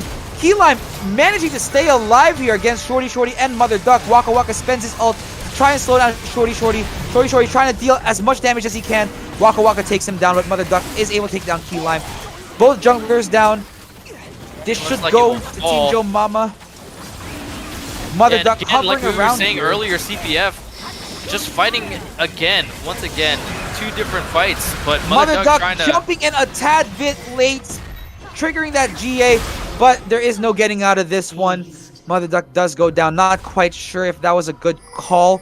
4v1. It's just hard to steal that Elder Dragon doing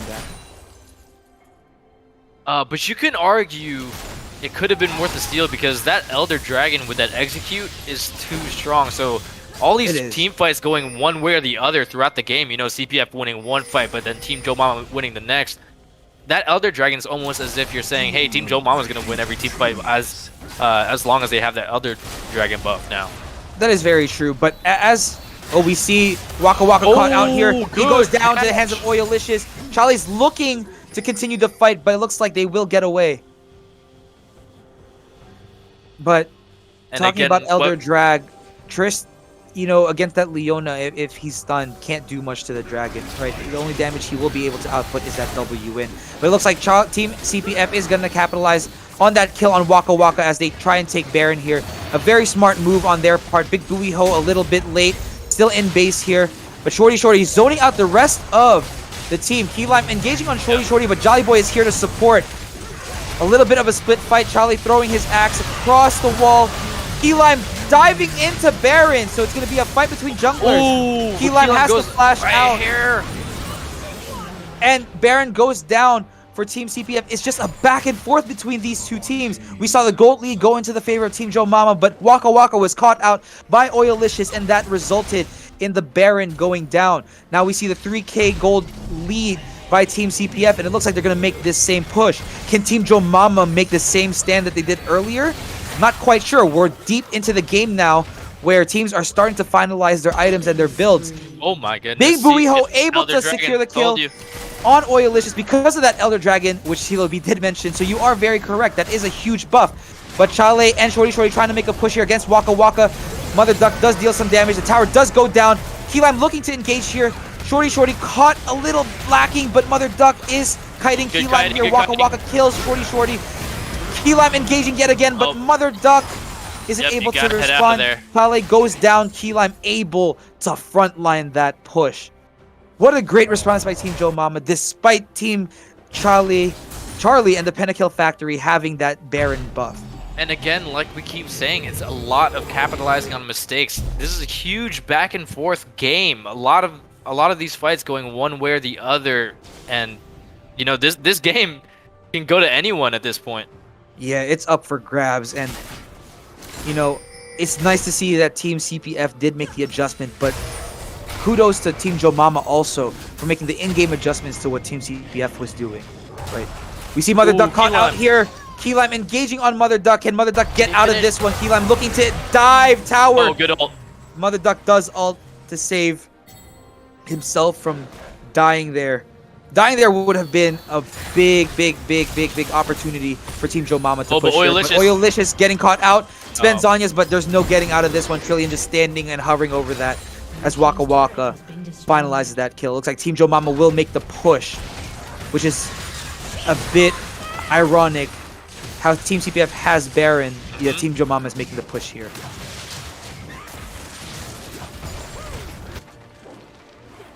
Big Booey Ho dealing a good amount of damage in this push here, but the Baron-empowered minions are a bit tough to take down. So it doesn't look like they will be able to take down the tower here. Mid tower is quite low. Mother Duck pushing out that top lane. But Team CPF's a bit pinned down here. Yeah, and like you said, it's just funny to say they do have Baron, but all three of their lanes are being pushed against them. They can't. It doesn't seem like they're doing much about it. But Shorty is caught out here a little bit. A lot of damage here.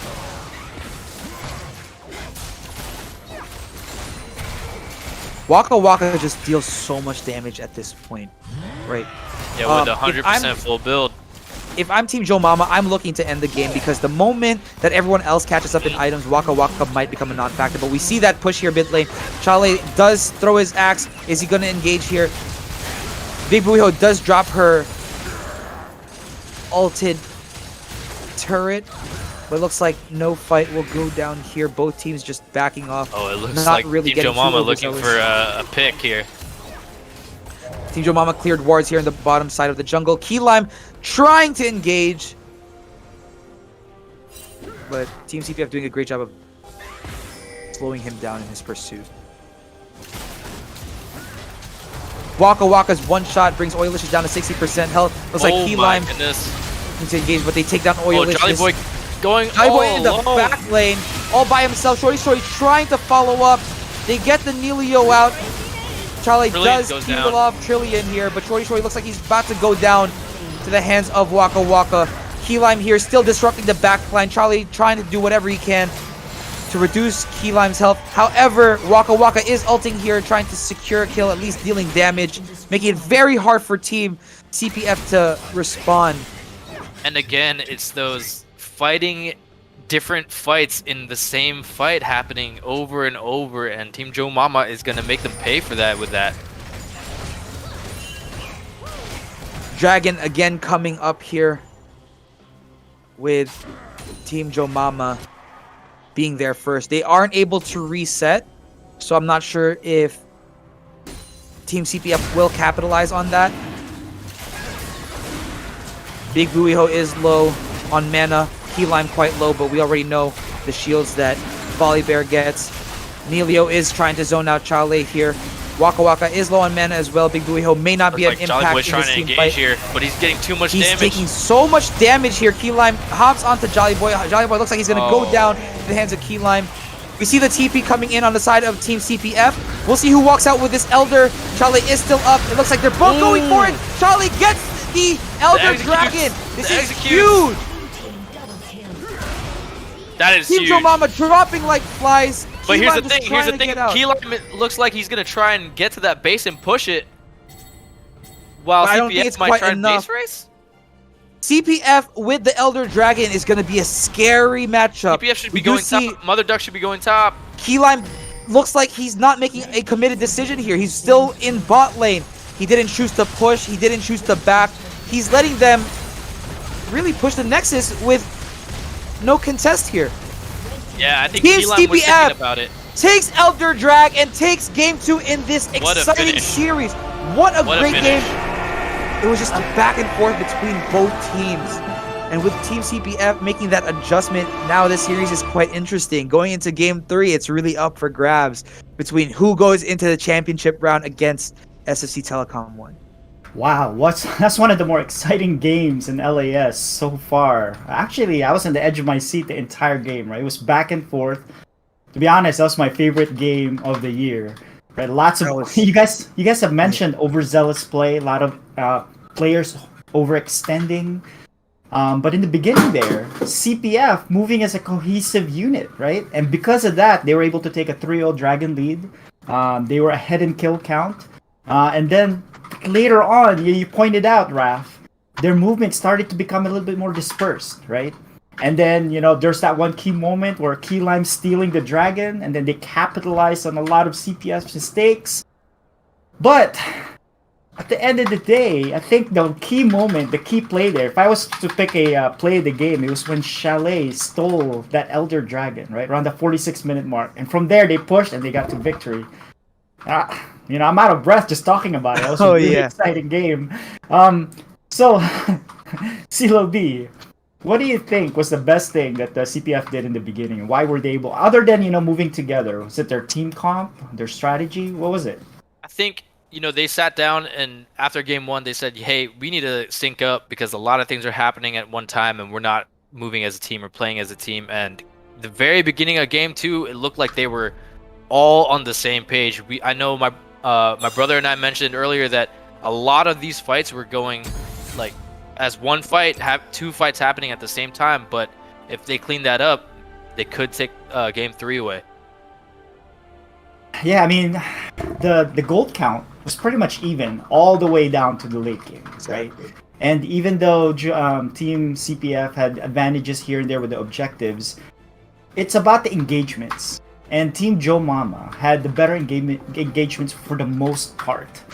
Now, what happened there in the last key battle where they lost the Elder Dragon? They just mispositioning? I know you mentioned about making sure you're in a linear position when you're engaging the Baron or any of the dragons. What happened there in the last key fight?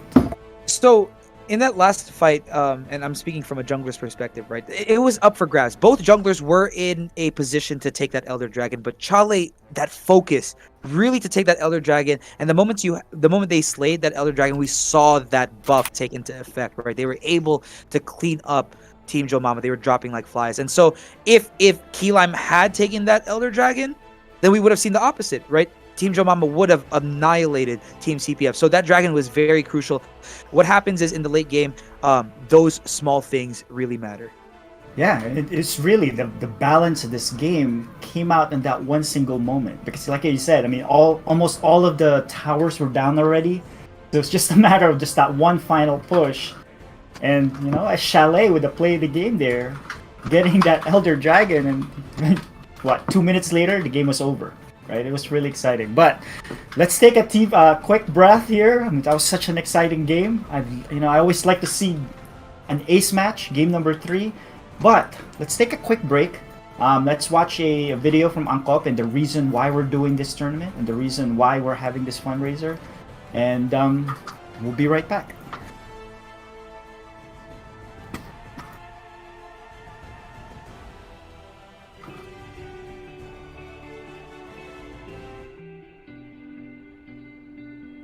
ANCOP, a ministry, a mission, building the church of the poor, and sharing Christ's transforming love.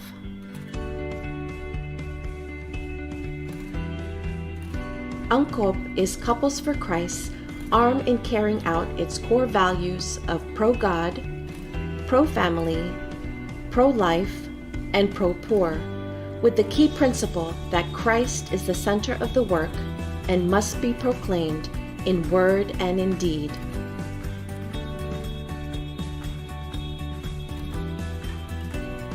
ANCOP USA helps transform the lives of poor children and their families, helping restore hope and dignity through education sponsorship programs, humanitarian relief, community development, and social development programs.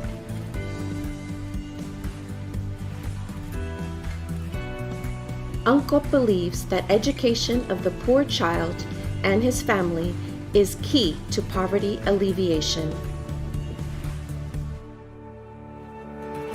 ANCOP also provides humanitarian relief through medical missions and is expanding its mission work to Mexico and Central America.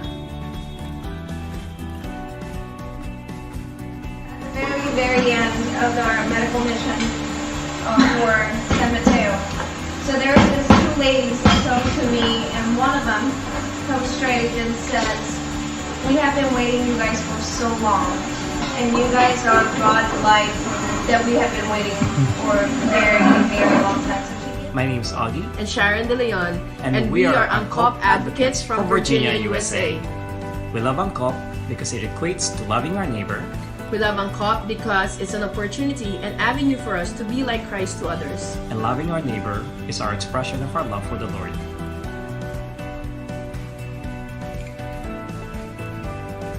ANCOP USA seeks to forge partnerships with individuals and organizations that share its vision of helping the poorest of the poor and transforming lives.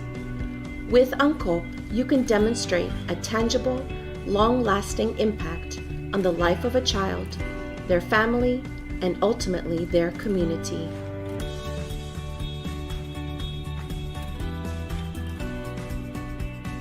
Together, we can transform lives, one student at a time.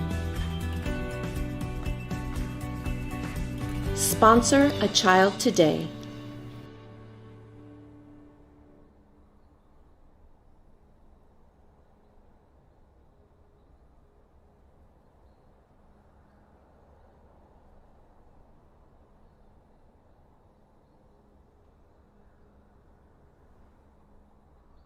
¡Baja la torreta! ¡No me la contés! ¡No me la contés! ¡No llega Isurus! ¡No llega! Argentino! ¡El clásico argentino se termina acá! ¡No me la contés, Vidal!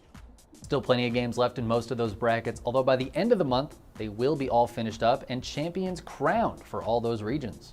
Don't forget to subscribe so you know which teams will be making it. Now let's head on over to another set of regional playoffs. This time in Valorant, the VCT Stage 3 is getting close to the end. In fact, a few of the regions have finished up those playoffs, like in Korea, where the Vision Strikers defeated F4Q in the finals 3-1, both teams qualifying for the VCT Masters. This position yet. They're gonna check in with, oh my gosh, but look at this. Look at this. Oh no, Mako's gonna ruin everything. Oh my gosh. Double kill! Triple kill! Oh my god, and Mako from behind! That is going to be that! Vision Strikers is our Valorant Challengers Korea Stage 3 champions! North America also finished up, the Sentinels taking first with 100 Thieves and Team Envy joining them as the qualifying teams. With the shot, Nitro gets the entry. Stuck in the gravity well here. It's looking very difficult. Sam's falling back onto the angle. Gets taken down by Steel. 15 seconds to go for the plant here. Dapper swings around and he secures it. That's the Red Bull clutch. That's it. Sentinels are the North American Challengers champions. The best in the... Over in Japan, it was Zeta Division winning the top spot with Crazy Raccoon taking the second qualifying spot.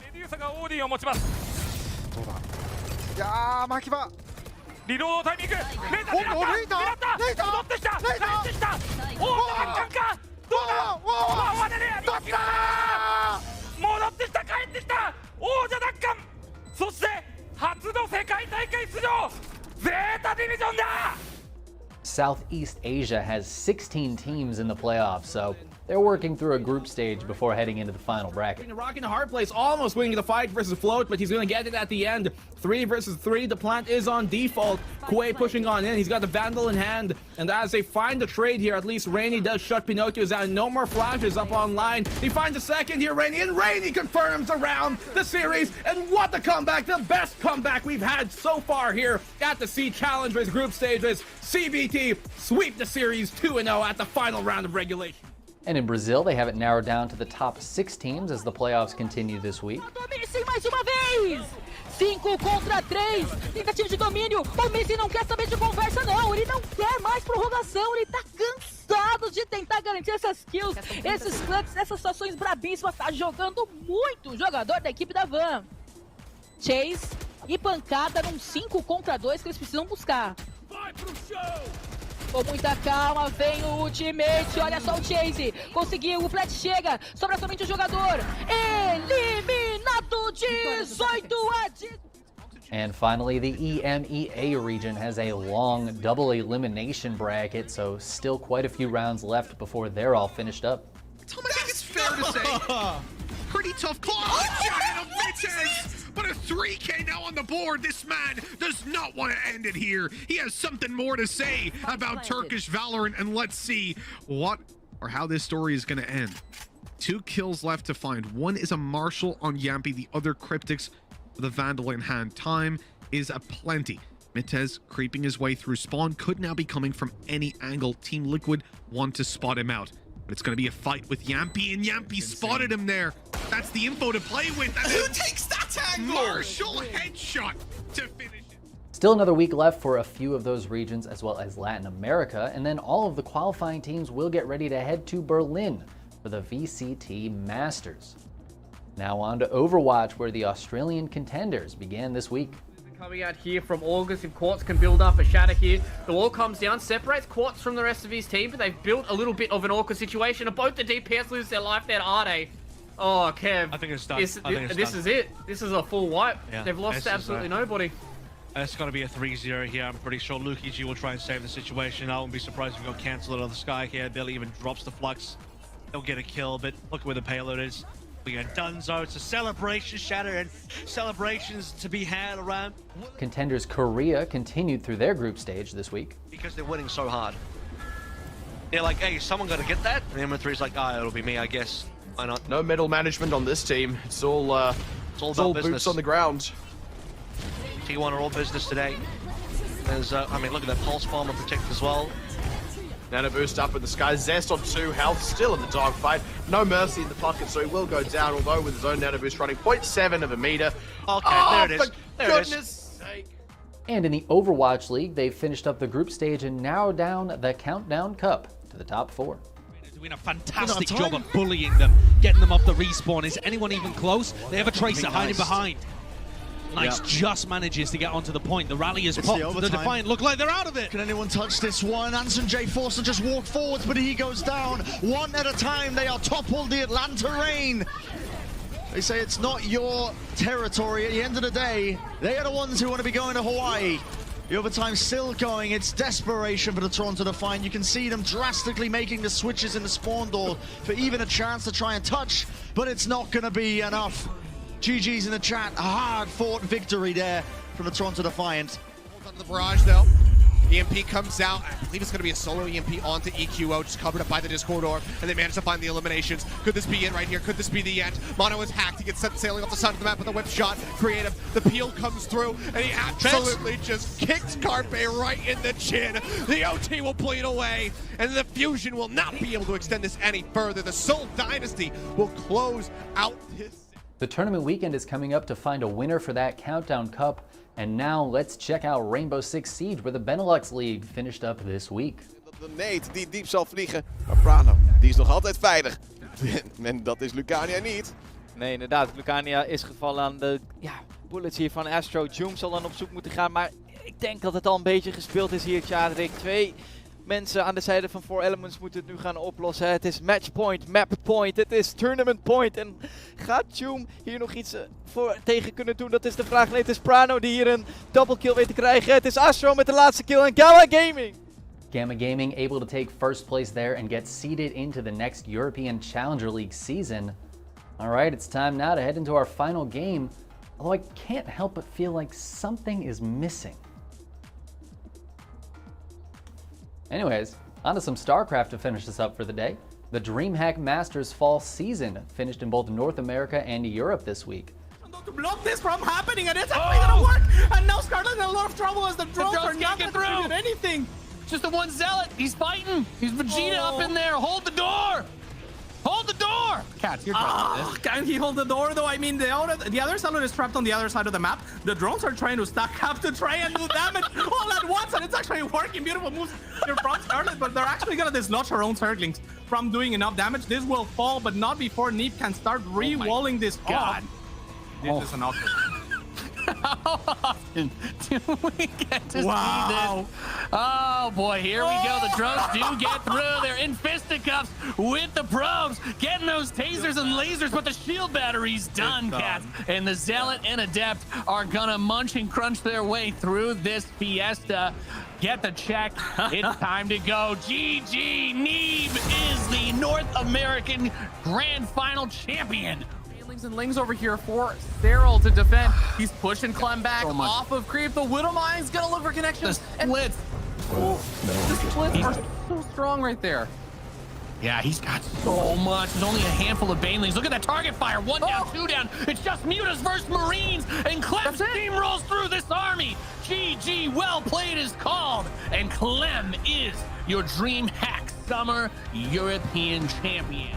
Neeb takes North America for the 2nd season in a row as Clem wins Europe for the 3rd season in a row.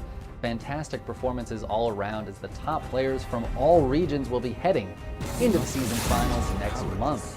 And that means that we're heading into the final moments of this episode.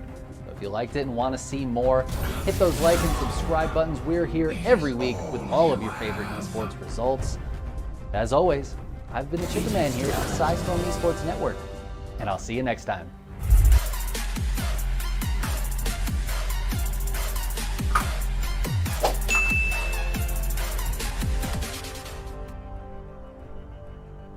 Welcome back, everyone. You are watching League ANCOP Series, our ANCOP fundraiser by way of an esports tournament with League of Legends. Funds are generated all through viewership, and it's based on average viewership. So make sure you stay tuned until the very end of the broadcast. And if you haven't already done so, make sure you register and sign up for a Trovo account. You can chat with us during the games and also have a chance to win a $25 Amazon gift card tonight. We're going to be doing a drawing at the very end. While you're at it, click on that follow button at the bottom. And next week is our championship game for LAS Season 1. Right, CPF, evening up the series there 1-1. Now it's time for an ace match. Both teams are down to their last life. Winner gets to face SFC Telcom T1, who won their game last week. So, Usos brothers, what adjustments do you guys expect here from both teams? What an action-packed game 2. I don't know how you can top that in game 3, but you know, actually the way you top it is it makes it everything's on the line in this game. So what do you expect for the adjustments they have here? CLB? I think, like we were saying in throughout game 2, cleaning up the mistakes. We were saying there was a lot of mistakes going on, and the other team capitalizing on those mistakes. It's a matter of whoever makes the least mistakes this game will take it, and I think a lot of this was evaluating what happened in game 2. I know CPF came out with the win, but both teams had to sit down and say, hey, you know, why was it so close? Where were we off our game? What do we need to clean up there? Right, and I genuinely believe that both teams now know exactly what they need to do, right? Of course, the mistakes were identified. They paid for it, so you know there's definitely a bitter taste in their mouth. Now, in this game, it's really like what CLB mentioned, the team that minimizes mistakes and also capitalizes on the other team's mistakes, right? So I definitely want to see a ton of warding from both sides, almost over-communicating from both team captains. It's really going to go down to the wire, I believe. But if one team just spirals down, you know, mistakes, then we can see this go one-sided here. All right, well, I'm excited to see the result of this. They've already started their picks and bans, so I'm going to throw it over to you guys so you can talk in detail. If anything out of the ordinary here, but, you know, I'm expecting them to play standard, do their best game, but take it away, casters. All right, so the first thing that stood out to me was the ban on Shorty's Urgot, right? We saw that in both Game 1 and Game 2. In Game 2, he made an impact play there. So he no longer has that top Urgot. But we have seen Nelio play really well with that Shen. But the interesting thing here is they noticed, or CPF noticed, that they banned Ashe in the second round of Game 2. So they do insta-pick that for Mother Duck. And they do see that Xerath was open for 2 noobs, and they didn't want him there. So Jolly Boy will take that away from him. So there was a lot of securing different picks here and taking away some picks here. So we'll see how that works out for CPF. Entertain me real quick. The Mordekaiser versus Shen matchup. If Shen does ult, does Mordekaiser's ult cancel that as well? I believe it does, because that ring that you're in is inescapable. So I want to say you do get stuck, but I actually have never seen this matchup just yet. So I guess it's for us to find out in this Game 3 matchup. But I believe Mordekaiser can cancel out Nelio's Shen ult. We do see Keylime getting his Volibear pick here, and last game I was a huge fan of that Volibear. We would see him jump to the back line, stay alive with the shields and the healing, right? He was able to engage very well, and as a result, he was able to, one, steal Baron. We saw that great play, right? And get out alive. We've seen him frontline for his team a number of times so that Waka Waka can just deal out that damage. Well, it looks like CPF isn't scared of that. They did come out with the win in Game 2, but I honestly think Helium's going to make a great performance with that Volibear in this game here.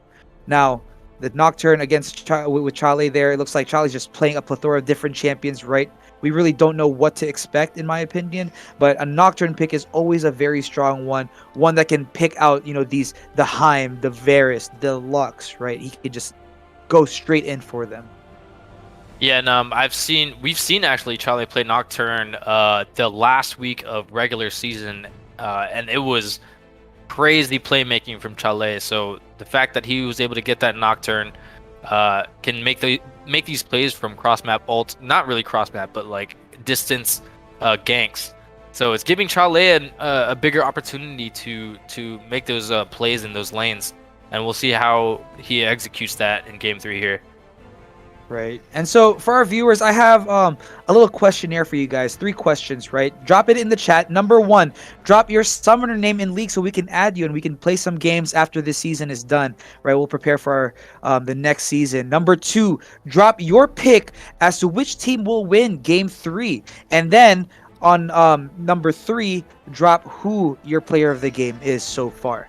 I want to see those answers down in the comment section. Let's light it up 1 again being your summoner name, 2 being your team of choice for game 3, and last but not least 3, your player of the game here. Drop those in there. So, CeeLo B, who's your 1, 2, 3 here? So 1, your CeeLo B. Number 2, CeeLo who's B, the team? Yep. The team to win. So I've been saying for a best of 3 series, like I said earlier, whoever wins game 2, I think will win the whole thing. Because that momentum shift. So even if you won game 1, and obviously if you won game 2, you won the series. But if you lose game 1 and win game 2, you have a huge momentum shift there, and it's all with you, and you already know that you have made the adjustments to make up for the first loss. And that game 2 is a very pivotal game. So I gotta say, I'm sticking with CPF here, my original guess. And who's your player of the game? Oh man, are you asking for player of the night, or player of the whole night, or player of this game? So far, yeah, from both game 1 and game 2. Oh, it's mixed. Oh, it has to be mixed. I think definitely Waka Waka is up there. He performed really well both games, regardless of losing game 2. He still was outputting all that damage, and it was a huge game changer. But you know, I kind of game 2, I do want to say Mother Duck actually really made it a huge change there from game 1 to game 2. But I do gotta say, it's got to be. I think it's got to be the junglers, because a lot of these outcome plays go to the jungler. So regardless, I think it has to go to either Key Lime or Chale here. Right. So my number 1, Busty Bustos. My number 2, I think it's going to go to Team JoeMomma. Right. We see CPF make that adjustment for game 2. Team JoeMomma makes the adjustment here, I believe. And so they walk out with this win. And I think for player of the game, it's going to be the winning team's jungler of this game. I'm biased. I'm a jungler myself, and there's a lot that goes on, especially in the late game when objectives are what makes the difference, which we saw right with that Elder Dragon. But absolutely, we are underway with our game 3 of the LAS semifinals between Team CPF and Team JoeMomma. We see both teams level 1 playing it quite safe, though we do see Key Lime invading enemy jungle here on their top side. Nelio may back him up here, but everyone else staying put. So not quite an eventful level 1 here, but Key Lime does put that ward down in that top side jungle of Team CPF. CeeLo B did mention earlier that vision lets the whole team know, right, the jungler's jungle route at the very beginning. Yeah, and it's funny to see, because game 1 and game 2 you saw attempts at invades, but here they don't want to give any kind of advantage at all, keeping it safe, staying in their own areas of the map, just so that they don't give an early lead for any team to steamroll. Right, we do see Jolly Boy now with the Xerath, which 2 News did play earlier. So we'll see how Jolly Boy performs with that against Big Buio's Heimer. Both junglers starting on their bot side with bot lanes leashing for them, so this should be a very standard start for both junglers here. We saw last game that both junglers met up top at the same time. It looks like we're on the same path for that. Yeah, we'll see if we have an early gank in top lane. And I think the matchup that I'm interested in, right, we talked about top and we talked about jungle, but we've seen bot lane really duke it out. We've seen plays from both Waka Waka and Mother Duck with that Tristana earlier. So this bot lane is up for grabs. Yeah, we do see a very solid bot lane comp from CPF with the Ashe and the Braum. A lot of CC and slows and stuns going down there, as we see a trade up top, Shorty getting really low, and 2 Noobs landing a snare on Mother Duck, but no follow-up there. But again, you know, 2 Noobs with that Lux, if she's throwing out all those abilities, there's only so much she can do, so we'll see how this bottom lane turns out. And Nelio already playing aggressive up top here against Shorty, right? If Shen does have the lane pushed, especially when he has level 6, his ult, it's going to make it very hard for Shorty to stop an ult onto another lane, right? So that global presence by Nelio is going to be a huge impact, especially in team fights. He can literally turn the tide of a fight, turning a 2v2 into a 3v2 or a 1v1 to a 2v1. We still We see Key Lime going into Jolly trading. Boy, but Jolly Boy does back up enough. Both junglers are on the top side here. Nelio might be bumping into Chale's Nocturne. Shorty does follow up, but they're just clearing wards here. Chale is extended out a bit. We'll see if Key Lime responds. Looks like Chale's trading looking to happening bot engage. lane as well. Key Lime trying to secure this scuttle. He does get it. Ooh, Jolly Boy rotating up. Chale. Oh, Jolly both Boy be like rotating up. Chale goes down to Nelio. Shorty taking on this 2v1 now. Jolly Boy helping out here. Oh! And both what good flashes go reaction down from for Key Lime. Shorty and Key Lime. Nelio now here fighting Shorty. We'll see how this fight goes. Jolly Boy is within the vicinity. Will he be able to snipe any of them down, which we saw from two noobs? But it looks like they're just going to back this off. Big Booey Ho is still farming mid lane. So Jolly Boy is going back to pushed in lane here. We see Nelio looking to engage on Shorty as he returns into lane. Shorty taking a number of damage here, but is able to get under tower safely. Nelio taking the lead up top. Yeah, double buffs. This could prove very problematic for Team CPF here. Ooh, that's an engage. You gotta engage. Ooh, that would have been a great engage right there. Two noobs, no mana. Right. Nelio playing top really well. We see Chale taking scuttle in the bottom side river, setting up for that early dragon.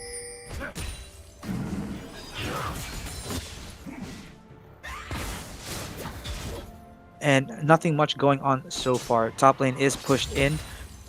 If I'm Nelio, I'm gonna make tell Keith, hey, let's go for dragon, right? Lauren, Big Booey Ho does deal some damage to Jolly Boy. Jolly Boy does return some back. Mid lane is still at a standstill. Bot lane here looking for an opportunity to make a jump on the other. Shorty tries to farm up and keep up with Nelio here. Ooh, two noobs missing the snare. We see Key Lime stepping up here. Key Lime did drop a pink ward on the dragon for vision, so he should see Chale clearing that out. Two noobs is low on mana here, so I'm curious to see if they take advantage of that. Nelio engaging on Shorty again. Shorty dropping below 50% health, but Nelio does back off. Yeah, we do see Nelio with double the CS of Shorty here. Shorty having trouble trading with Nelio, and he knows, you know, I'm losing these trades and I have to play safe. I gotta give up some farm there. Right, we see Big Booey Ho and Jolly Boy hit level 6, so Nelio should be following suit, giving Team JoeMomma the advantage for dragon here if Shen does have that ult. So we do see Key Lime starting this drag, if I'm not mistaken. Chale is in the vicinity to contest. Nelio is level 6, so I would force that fight if I'm Team JoeMomma. Key Lime does have that pink ward there, so no vision on dragon for the side of Team CPF. This might be a dragon that goes down. Yep. Looks like Key Lime's just gonna take it for himself. Yep.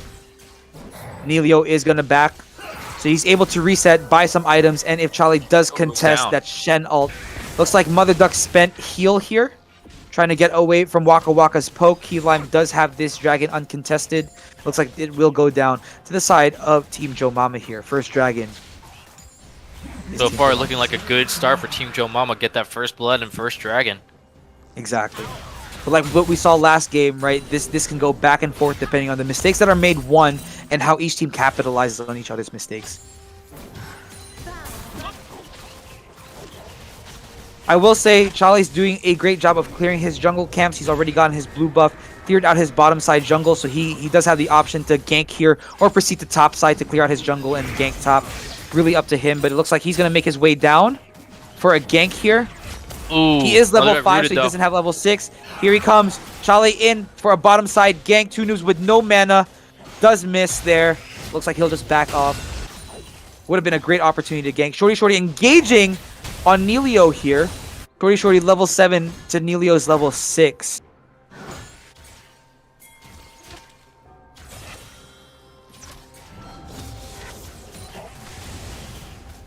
Big Buoy a little low on mana here.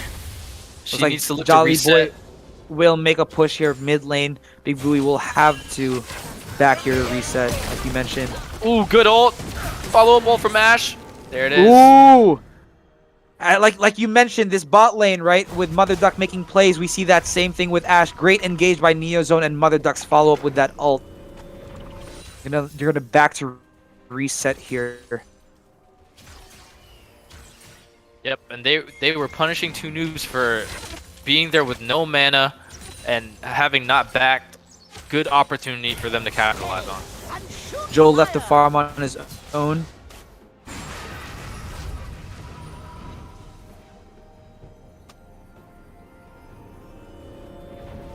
It looks like a little more technical difficulty here. Yeah.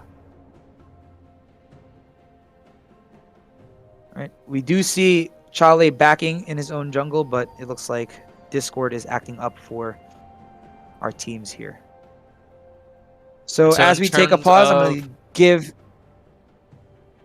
the chat a look. No one answered our 3 questions. Some did. Some did. Okay. Oh, they did? Some did. Is my chat a little lagged? Okay. And to go over some of the summoner spells that are down, we do see Mother Duck's heal still down. Big Buoy just spent teleport, 2 noobs with a flash trying to get away from that death, and Jolly Boy with his teleport down as well. So we'll see how Chale and Keyline can capitalize on some of these summoner spells not being up.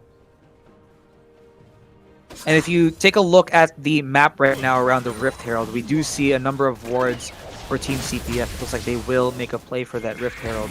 As Keyline clears his topside jungle, we'll see if he also puts down his own vision to make sure Rift doesn't go down, at least without them knowing and contesting. But with Chale level 6, we may see a gank here with that ult. So if Chale does show up bot lane, I expect Keith to capitalize by either one ganking top lane and getting Nelio even further ahead or taking that Rift Herald. Chale doesn't have much to farm in his bot side jungle, only taking out the wolves. We see Keylime taking his blue buff here. Scuttle is up, so if Keylime does choose to start Rift Herald, Team CPF will know. Mid lane is still at a standstill here. And one thing to note is Nelio is doubling Shorty's farm, right? Yep, and Waka Waka has a pretty big CS lead on Mother Duck here, but ooh, good cleanse. Ooh, here comes Charlie on Waka Waka, but they're able Nelio to stop that gank. Waka Waka dealing a ton of damage. 2 noobs with the ult taking down Mother Duck. And Nelio trying to engage on Chale. Neozone does spend his ult hitting nobody, but both teams are able to walk away with Mother Duck going down. A little warning shot there from the Braum. Just a warning shot. Just a warning shot, yeah. Saying back off, or else. But we do give Shorty here an opportunity to free farm. Hopefully he can take advantage of that. But Nelio here trying to... Ooh, good stuns. Goes in on Jolly Boy. That tankiness from the Shen. But Big Buiho can't get past those minions to deliver her damage here. Jolly Boy is still staying in lane. Keylime is now here, dropping Rift on the very low Jolly Boy. Will Jolly Boy stay here to contest? He does have very low mana. No minions from both sides. Rift will get a hit. They get a couple of plates here. Keylime diving, Jolly Boy trying to stay alive here. Keylime does take him down and is able to walk away. Ooh, Shorty ulting Nelio here. Let's see who wins the 1v1. Shorty and Nelio duking it out up top. Ah, but not enough. Both are even, but nothing comes out of that ult. Great job by Team JoeMomma on one, getting the plates down mid lane, and also taking down Jolly Boy there. Like I mentioned, right? Heath with that volley bear is very scary. Absolutely, and we see it again here in Game 3. not respecting the Volibear with Keith.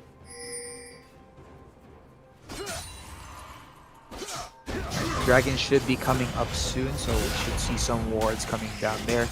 Chale invading Key Lime's jungle here. Nelio engaging Shorty on and Nelio Shorty.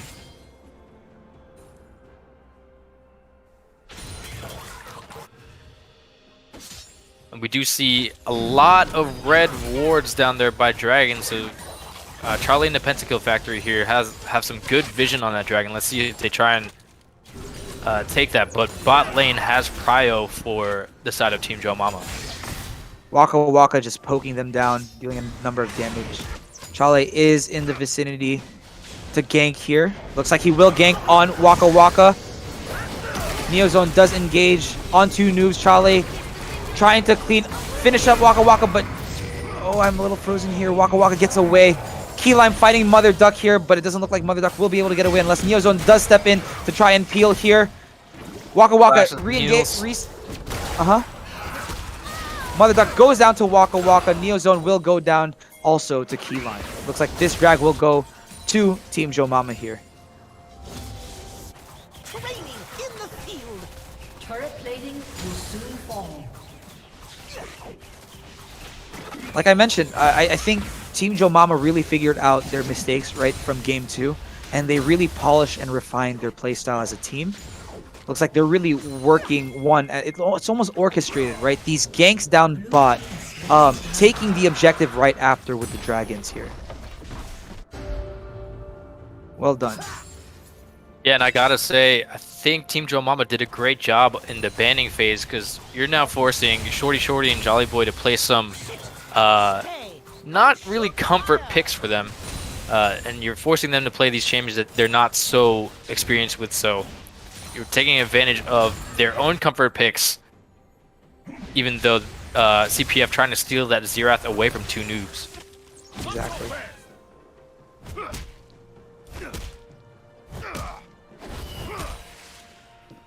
And that gold lead is now 4K on the side of Team JoeMomma.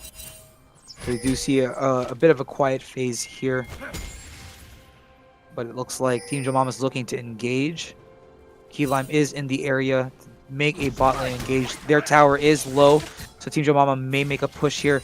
Big Buiho is dropping down. It looks like they're going to look for a dive here. Team JoeMomma's bot lane pushing in the minion wave, forcing Mother Duck and Neozone to hide under tower. It looks like Keylime and Big Buiho are going to look to dive. Here comes the play. Mother Duck goes down to Waka Waka. Neozone trying to defend, however, it's not quite enough, so he just backs off. Jolly Boy is able to deal some damage to Big Buiho, but not enough to take her down. It looks like they're going to rotate over to see if they can clean up here. But Keylime looking to engage on Jolly Boy. Chale does follow up, but is it enough? Jolly Boy does get out. 2 noobs finishes off the kill on Neozone. 2 noobs playing very, very well in the support role here, which we saw in game 1.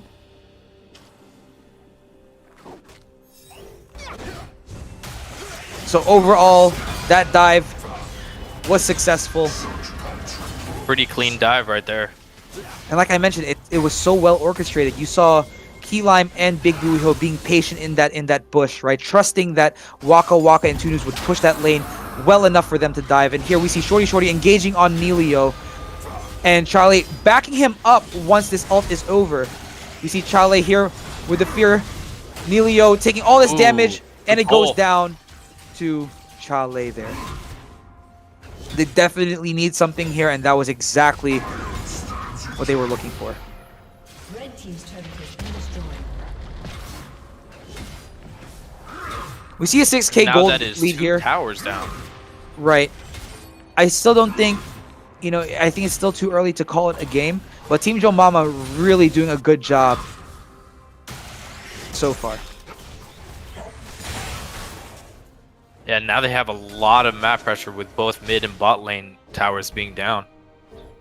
Not only map pressure, but Waka Waka is just so scary, right? We saw that in game 2, and we see him more than doubling Mother Duck's again. farm. Waka Waka is just such an exceptional player, And I know I mentioned, the player of the game is going to go to the jungler here, but there's something to be said about Waka Waka and his play. He's been a consistent player throughout the entire season where we find consistently great farm, consistent great impact on games, right? And that's what you'd expect from your team captain. Yep, and that's exactly why I shouted him out before I decided that the junglers would be the players of the night, because as an AD carry main, there's a lot of respect for Waka Waka hopping on that role. Right. A role that normally, we see him play, but we see Keylime jumping on Jolly Boy here, taking him down. Chale jumping onto 2News, but and secures the kill, but will he get out and away from Keylime? We see the Nelio ult onto Chale. Looks like Chale may go down here. Oh, but he might be too fast. Oh, and he Can speeds Chale get himself away? up. He does get away here. Neo Zone coming in as a safety blanket there. So that was a 1-for-1 trade, if I'm not mistaken, right? Jolly Boy does go down, however, 2News goes down to the hands of Chale there. What a gutsy and aggressive play, but Chale does identify that something needs to get done here. They need to make a play, and he's trying to make that happen. But Rift Herald is going to go down to JoeMomma, Team JoeMomma here. That's another objective that goes for them. Yeah, and right you now, mentioned that 1-for-1. When you're behind, you want those 1-for-1s, because now you're catching up in some sort of way. You're denying the other team a chance to extend their lead. Exactly.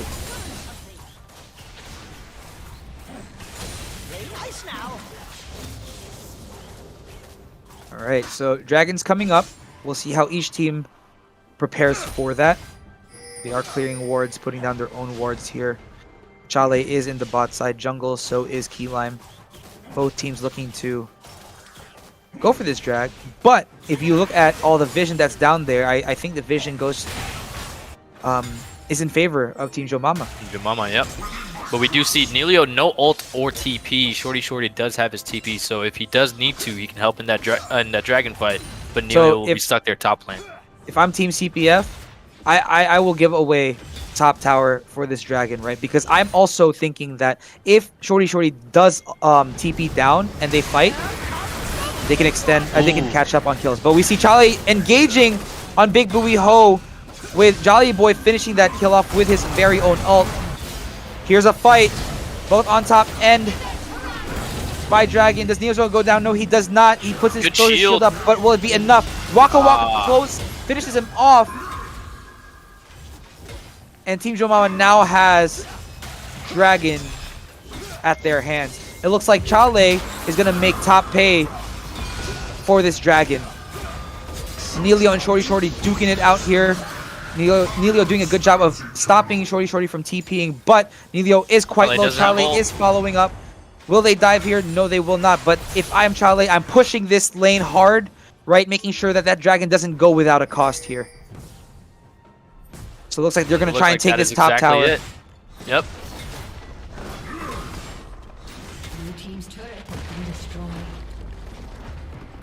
Team JoeMomma does have 3 mid. It looks like they're looking to pressure here. And I know we mentioned earlier that Shorty did have TP, but Nelio dropping that rift, stopping him from leaving that lane, canceling that out. I'm looking to engage here, but we'll just back off. Jolly Boy doing a great job of wave clearing and poking at the same time. We haven't seen too many Ashe ults here, except for in lane earlier. Yep, and it gets canceled by Waka Waka with a cleanse. What a great pickup in terms of summoner spell. Yeah, Waka Waka always knowing how to take on his matchups, right? With his summoner spells, how he approaches the game. Very smart player, and you know, him as a team captain, you can really tell why there is such a cohesive unit, right? He's making these shot calls, he's making these decisions, and the team is following harmoniously with him.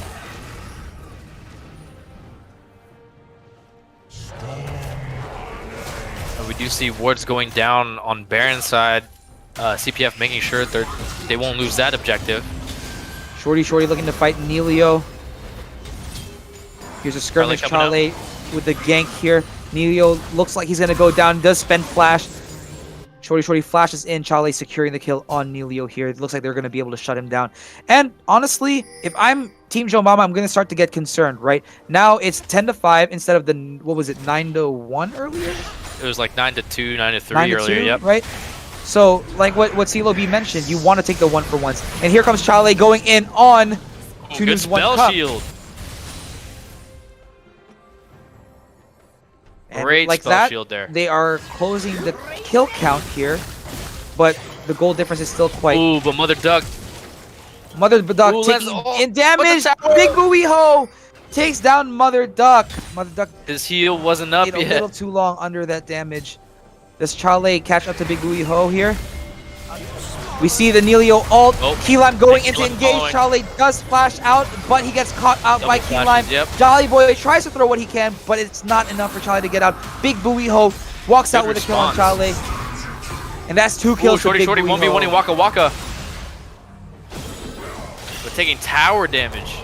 We see Team JoeMomma now in the jungle of Team CPF, claiming this territory as theirs. What a good That's response from always Team scary. JoeMomma there, right after Mother Duck goes down there, supporting and helping out Big Buoy from dying to Chale. Remember what we practiced.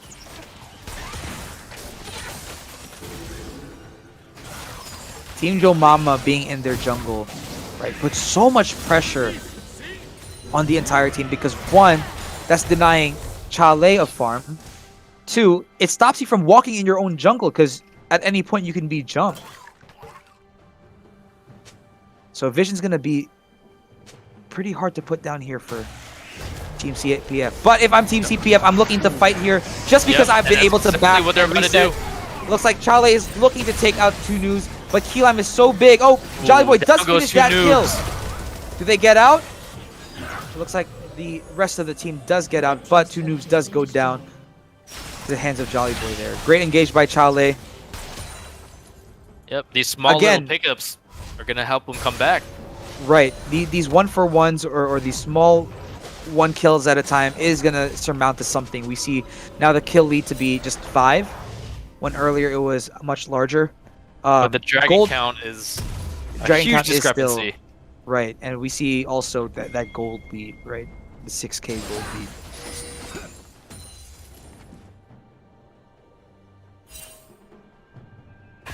The dragon coming up in less than 30 seconds. Let's see how both teams position themselves to try and get this.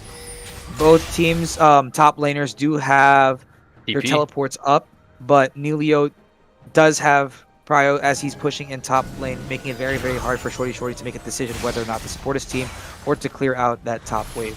It looks like they're all setting up here, taking down Scuttle. Chale does use his smite there. Not sure if he has smite up for Dragon here.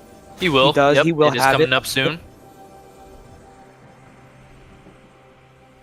Nelio, Jolly Boy a little late, but he does have TP if anything happens. Nelio making his way back up top. It looks like Team JoeMomma is going to start it.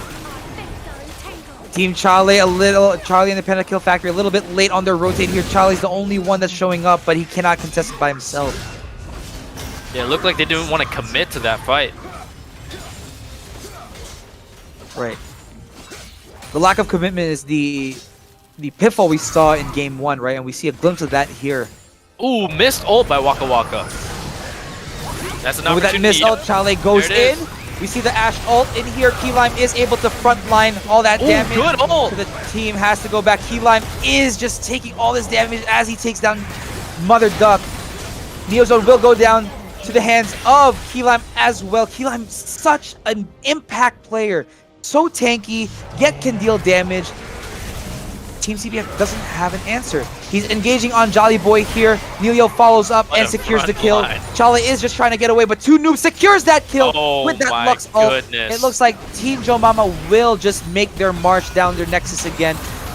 Really First making inhibitor game is 3. gonna go down soon. Shorty trying to make a stand here. But nothing will come out of that. And just like that, they start steamrolling. Do they go for the win here or do they back and reset? We'll see what they decide. Alright, Team JoeMomma smartly and wisely chooses to back off. To back and use the gold that they just earned. They do have all 4 dragons. The next objective, if they choose to do so, is Baron here. Yeah, and you know it's bad when a tanky jungler is 5-0-7. That means he is doing a lot of damage and just won't die because he's too tanky. Keylime with that Volibear, making them pay for the disrespect, not banning it out. Keylime on that Volibear is very, very scary. Yep, 3 bounties on the side of Team JoeMomma too. This is... Keylime's ability to get to the backline, take out their ADC, right, and remain alive for his team to follow up is just so huge. But we see here Team CPF trying to make a play on Baron as a desperate attempt to try and stay in this game, right? Not that they need Baron, but to deny Team JoeMomma from getting it. Team JoeMomma is going to make their way, but Keylime is a bit far here, so Chale should have the easy smite on Baron. He does get it, but do they go down? Chale is able to get out, but not without the expense of his teammates. 3 members of CPF down, so that means only Chale we see the and Jolly Nelio Boy will have TP. The base here, it looks like they're just going to make one final push here with their super minions. Big Booyah and Nelio here at base. Chale trying to defend base here. Big Booyah dealing some damage. Chale trying to make it under his tower. Is it enough to make a stop? They do have the Baron empowered minions, but a 2v5 here may not be enough. Keylime jumping in with his tanky Volibear. What a great stun by Big Booyah. He's just taking all that damage, but doing nothing to his health. Keylime is massive. And so it's still a 4v4 because 2 noobs is still at base, so it looks like they're just going to rotate the top lane here. Right. So a great job by Keylime, right? And actually a great team effort to make sure that they secure the objectives in the Dragons, my apologies. Getting the Rift Heralds early, right? The Rift Herald on Nelio did stop Shorty from engaging. It looks like Shorty himself is trying to fight here, make a last stand up in the top lane. Dealing damage to Big Booyah, but she does use Zhonya's there. Nelio goes in, but we see Mother Duck engaging with that ult. Can Team CPF do something here? Mother Duck is standing a little too close. Is able to take down Mother Duck. Jolly Boy trying to throw out his ult and deal some damage, but not quite enough. Jolly Boy almost taking out Big Booyah with that shot. The wave clear is... Jolly Boy's wave clear is pretty good. And denying them of Baron does stop them from making that push on top lane. The pressure on mid, though, does attract the attention of Team CPF to defend base. And so Team JoeMomma should be... Yep, and Keylime is down there knowing that he is a force to be reckoned with. Yeah. And so Charlie commits to the top lane here. The Nelio does ult to try and save Waka Waka. Nelio goes in. Waka Waka ults. Down. That's Jolly Boy. 2 noobs ults in. Waka Waka goes down. Nelio is caught out here. Team CPF walks out with 2 kills. Keylime trying to make that push in the bot tower. Will he be able to get it? CPF is making their rotate down bot now. Keylime backs off knowing that they're coming. Team CPF not going down without a fight.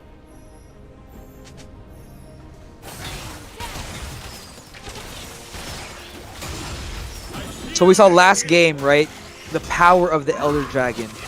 And with Team CPF stuck in their own base, it looks like Team JoeMomma may have this dragon all to themselves. And if they get this dragon, I'm gonna call game. It's looking grim. The 1 Nexus turret already down. And if that Elder Dragon goes to Team JoeMomma, any team fight that goes their way, or will probably go their way, and they can end the game there. Exactly. So if I'm Team CPF, my last-ditch effort is to contest this dragon, try to steal it. Exactly. Make your last stand here. They have mid lane pushed out. I'm going straight for it. Waka Waka getting the red buff in time for this fight here. Team CPF making their way down, but they're not the first ones there, so they have to clear these wards. They might get caught out. Nelio frontlining here. Keylime a little behind, so they're going to wait for him to show up before starting this fight. Waka Waka just throwing out his pokes. Jolly Boy doing the same. Looks like Nelio is just zoning these guys out. Keylime has now joined Team JoeMomma here. And so we're going to see a 5v5 here in the jungle. Shorty ults here. He's isolating Keylime so that the rest of his team can fight. Kali goes in, but the rest of Team CPF is nowhere to be found. Mother Duck is still in the back line here. Keylime frontlining all that damage. And now Team CPF is backing up, but Nelio is still chasing them down. They're looking to end this fight here by getting an ace. 2 noobs with the ult on Jolly Boy. And it looks like Neozone is just going to make his way back to base, hoping he can stay alive. And it looks like Team JoeMomma will close out this game. Yep, this is going to be the end of the game. In a deciding just fashion. to support up, there's no way that Braum can hold this back. So game 3 looks like will fall to Team JoeMomma. Team JoeMomma secures game 3 and the series. They will meet SFC Telecom 1 in the championship game. What a fight from both teams. Team CPF did a great job coming back in game 2. Made the series very exciting. But in the end, Team JoeMomma comes out victorious. What a series. Yeah, what a series. That was a really methodical win there for Team JoeMomma, right? They took the early lead and just kind of build on it. And by the time you know it, the kill count was double-digit lead. The gold lead was significant. And they just pushed the towers all the way down. I mean, they had all the objectives pretty much. And it was a really good win. And it's a good bounce-back game for Team JoeMomma, right? I mean, I really like the fact that Silobi said the momentum is there for whoever wins game 2. But it was a good bounce back, and how they reacted with Team JoeMomma did. What was the most the thing that you liked the most, Raph, that Team JoeMomma did in that game? All throughout the series, right, they worked as a cohesive unit. Now we saw Team CPF do the same in game 2, but it just remained consistent throughout the entire series that Team JoeMomma would move together as one unit, close in on objectives and really play to each other's strengths. We saw Keylime frontlining as Waka Waka stayed behind and dealt damage, right? They were very coordinated. They were, very much in sync with each other. Yeah, what about you, Silobi? I mean, I don't know what adjustments CPF did, but it looks like they came up short. What do you think they should have done instead?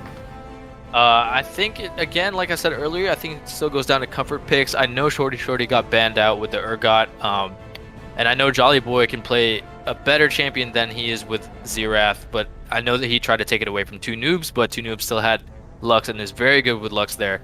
So I think, like the case, like I said, for last week for us, comfort picks, got to pick those champions that you can execute well with regardless of the matchup. And again, like my brother said, Team JoeMomma was just on a roll, on the same page throughout the whole game, and looked like CPF was still trying to get on that page as a team. Yeah, I mean, Keylime had Volibear 2 games in a row there, right? Mm-hmm. And one would think that after his performance in game 2 with the Volibear, even though they lost that game, one would think that they probably would have, should have banned Volibear or did something to prevent him from having that. But speaking of Keylime and Nelio, let's bring him in for a quick interview here. Joining us now, we have both Keylime and Nelio. Congratulations to Team JoeMomma. Nelio, I think you have the first ever LAS history pentakill in that game number 1. That was very impressive. And Keylime was just dominating with that Volibear. How do you guys both feel after winning that game 3? Feeling good. I feel like first game and third game were great. It was real smooth. That second game, we were so close from clawing back. Keith was freaking on fire all 3 games. And yeah, it was good to get the win tonight. Do you guys have any questions here for our dual MVPs of the night? So, Keylime, I know that the game 2 defeat, right, when Elder was lost to Team CPF and they marched it down for the win, I know that could be very discouraging, and even Silobi mentioned that the momentum may have changed, but you remain tilt-proof and came into game 3, ending it 7-0, taking all the dragons, taking all the objectives. Talk all of us through that process, right? That mental coaching that you did for yourself. Dude, so funny thing about that Elder from the second game, I wanted Oyo so bad on his set. I smited Oyo, and I think not that it would have been it would have changed the outcome of that fight at Elder, but I think it would have given us a better shot. So, but you know, remaining tilt proof is not something I'm very good at, but the team was just kind of like, it's fine, we were close enough. And you know, we looked at the damage charts from that second game and it was really close, you know. So just going into the third game, I just wanted to, you know, keep my head down and you know, gank wherever I can and help the team out however I can. So yeah, that was a great play. And Nelio, my question to you, right, is Swain your best top champ? Because we see here, like, you've played various you know, different top champions, and they're all a force to be reckoned with. Even though your Shen was 3-2 here, just your global presence, right, makes such a big impact for the rest of the 13 assists. team. Exactly. I mean, I would say so. It's just my favorite champion. I'm really comfortable playing him. Yeah, you are. And so, I mean, it's been banned a lot this tournament, so I'm playing it whenever I get to play it. So, all right. My question. I have one for either, both of you. I'll go with Nelio first, since we went with Keith first the first time. This is just a troll question. My brother already had two really good questions, but coming from Team Rocket with my top laner Hercules being a Shen main, can I see a 1v1 Shen battle between you and Hercules sometime? I think the fans should want to see that too. yeah, you know, anytime. I picked it up just because I saw Kirk played it a lot, and yeah, I'm having a blast playing him. My man said anytime, anywhere. Anytime, anywhere, he is ready. I hope you're watching Hercules. He is ready for that 1v1. But my question for you, Keith, is what was your thought process when they didn't ban Volibear Game 3? Were you like, hey, look, even though you won Game 2, you guys didn't ban this, that's disrespectful, let me show you? Not really. I mean, I'm pretty hit or miss with Volibear. This one was just a nice hit to end it. So very nice hit. 7-0 and 10. Yeah. My goodness. You know, yeah. Oh, it's funny because like I see the Rammus ban, right? I'm more scared of your Volibear. Like your Volibear is scary because one, you can frontline and you have enough damage to take out the ADC, which we saw right with Mother Duck. So. I honestly don't understand it. It was the first game of the season, and if you watch that game again, everybody did so well. Neil and Joe had crazy damage from that game, and but I just haven't been able to see Rammus all season. But you know, that's all right. Maybe next week. My personal take on that is because I'm an AD carry main, and you know, Rammus is an AD carry's worst nightmare if you get taunted and that like Bramble and all the armor. So that's why for us we were like, I don't want to see Keith on that Rammus, but I picked him up because Raph. I remember Raph saying one time that he hates playing against that champion. I hate that. That's literally the only reason. All right, last question. How do you guys prepare for the championship now? What was the question? How do you guys prepare for the championship now, facing SFC Telecom T1? And do you have a message for them? I mean, I don't know if we haven't really been preparing too much. I think the team's been doing well. Joe needs to go back to Austin. Yeah, Joe has been on fire. We went on vacation, came back, and started destroying everyone. So then we just need to send him to Austin again, and then he'll be fine. Do you have a message for your opposing team in the championship? Yeah, I hope you guys are enjoying vacation right now. Next week. About to be a sad Monday. Yikes. There you go. There you go. So yeah, the championship is going to be on Monday, August 30th, same time, 7 p.m. With that, Charlie and the Pentakill Factory is eliminated, and Team JoeMomma, with an impressive win here, moves on. And this is going to be a very exciting finals. I want to thank Nelio here and Keyline for joining us for an interview. And good luck to you guys on the championship. Thank you so much. And just because my boy Neil here won't say it, we would want to thank Charlie and the Pentakill Factory. We know why they are called the Pentakill Factory, because they're giving those out for free. All right, later, y'all. Oh, shots fired. All right. Look, man, these are friends going up against friends. That's why they talk all that smack, man. All right. Well, if you win the game, you have this bragging rights, right? That's true. That is true. Quickly before we end the night, and we're gonna do a drawing. Quickly here, Raph and CeeLo B. SFC Telecom T1 versus JoeMomma. Who do you guys favor in this matchup now? Start with you, Raph. I think my vote would be Team JoeMomma. What I saw today in the series, right? Just their ability to work as a team, and two, not being shaken, right, by that momentum swing from Charlie and the Pentakill Factory, shows that they're mentally strong, that they stick to their game plan, and they stick to their comfort picks, right? We didn't see them deviating too much, which we've seen from the losing teams in this playoff series. So as long as they keep that game plan, I do think they pull out as the top team. Yeah, I mean, in game 2, even though they lost that game, CPF had a big advantage there, right? They had a 3-0 Dragon lead, right? They had a good kill lead. But like what you said, Team JoeMomma kept their composure, right? They kept at it. They kept stuck with their game plan. And, they kept it close. And, it came down to the very last play there. What about you, CeeLo B? Who do you favor here next week?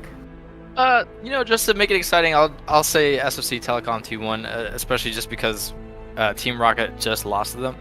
But I do gotta say, I was already rooting for CPF because they were the underdog, quote unquote, with the 4th seed or the 3rd seed here against the 2 seed. So, SFC Telecom T1 beating the 1st seed, they got a lot of eyes on them. So Team JoeMomma, hopefully this is motivation for you.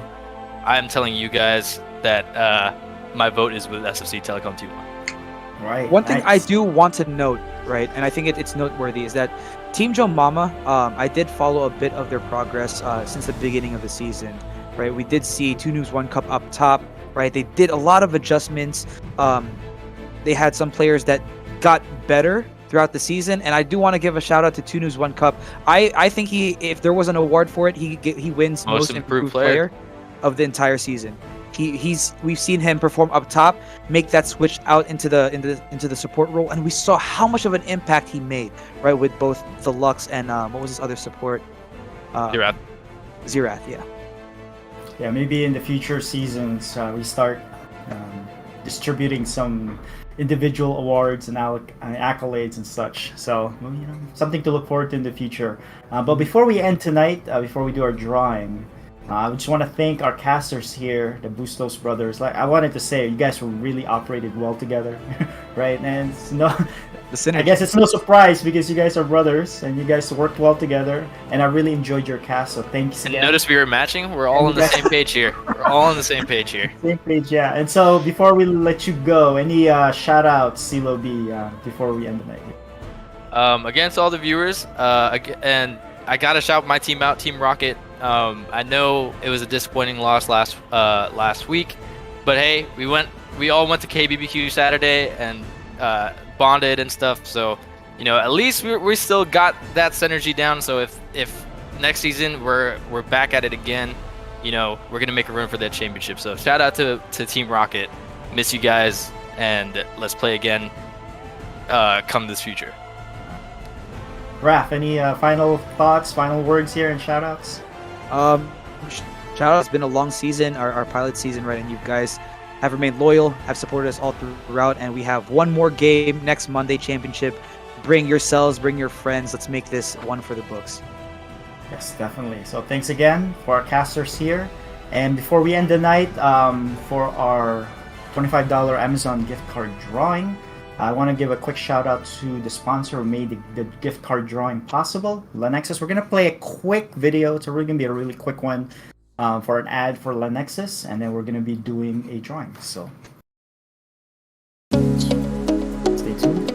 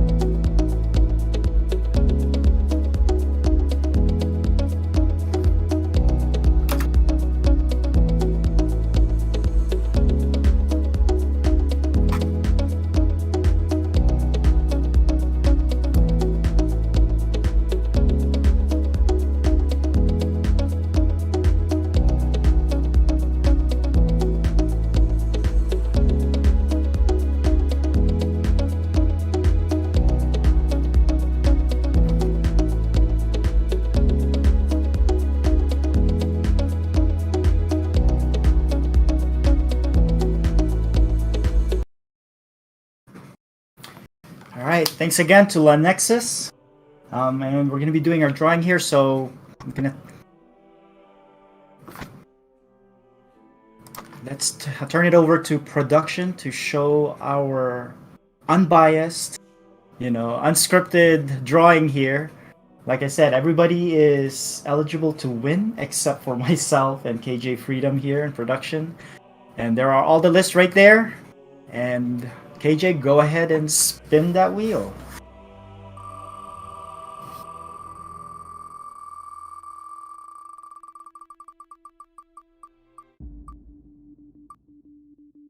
And like I said before, you have to be present to claim this. And so first, let's see who wins it. Minho! Is Minho in the chat? You have to claim it. You say, hey, I'm here, I'm claiming it, so I can message you personally, so I can get your information. And I can claim it for Minho. I can do the same. It's fine. No, he has to be present. That's the rules here. If he's not here to claim it, we're gonna have to respin. Oh. Alright, so we're gonna give him about 5 seconds here. 5. Uh-oh. 1 second, run it back. He's not here. 3, 2. Oh, there he is. Alright, claimed it. Buzzer just beater. in time. So Minho, I'm going to send you a private message. Make sure you reply so I can. Let me do that right now. All right, so I want to thank everybody while I chat here with Minho to how I can get him the prize. I want to thank again our casters here. So did such an excellent job. I want to thank KJ Freedom behind in production. There he is. And most of all, I want to thank our viewers who've been here from the very beginning, and also those who just tuned in tonight. I saw some new names there, some people who just signed up. So I want to thank everybody. Every little viewer counts. And so we look forward to seeing you guys again next week on Monday. And let's break the records next week. This is the finals. We want to look back, after so many seasons and say, hey, who won the very first Super Bowl, right? Who won the very first LAS Season 1 championship? And this is going to be decided next week, so I'm looking forward to it. I'm here, my name is Seth, joined here CeeLo B and Raph with KJ Freedom Production, and see you guys next week.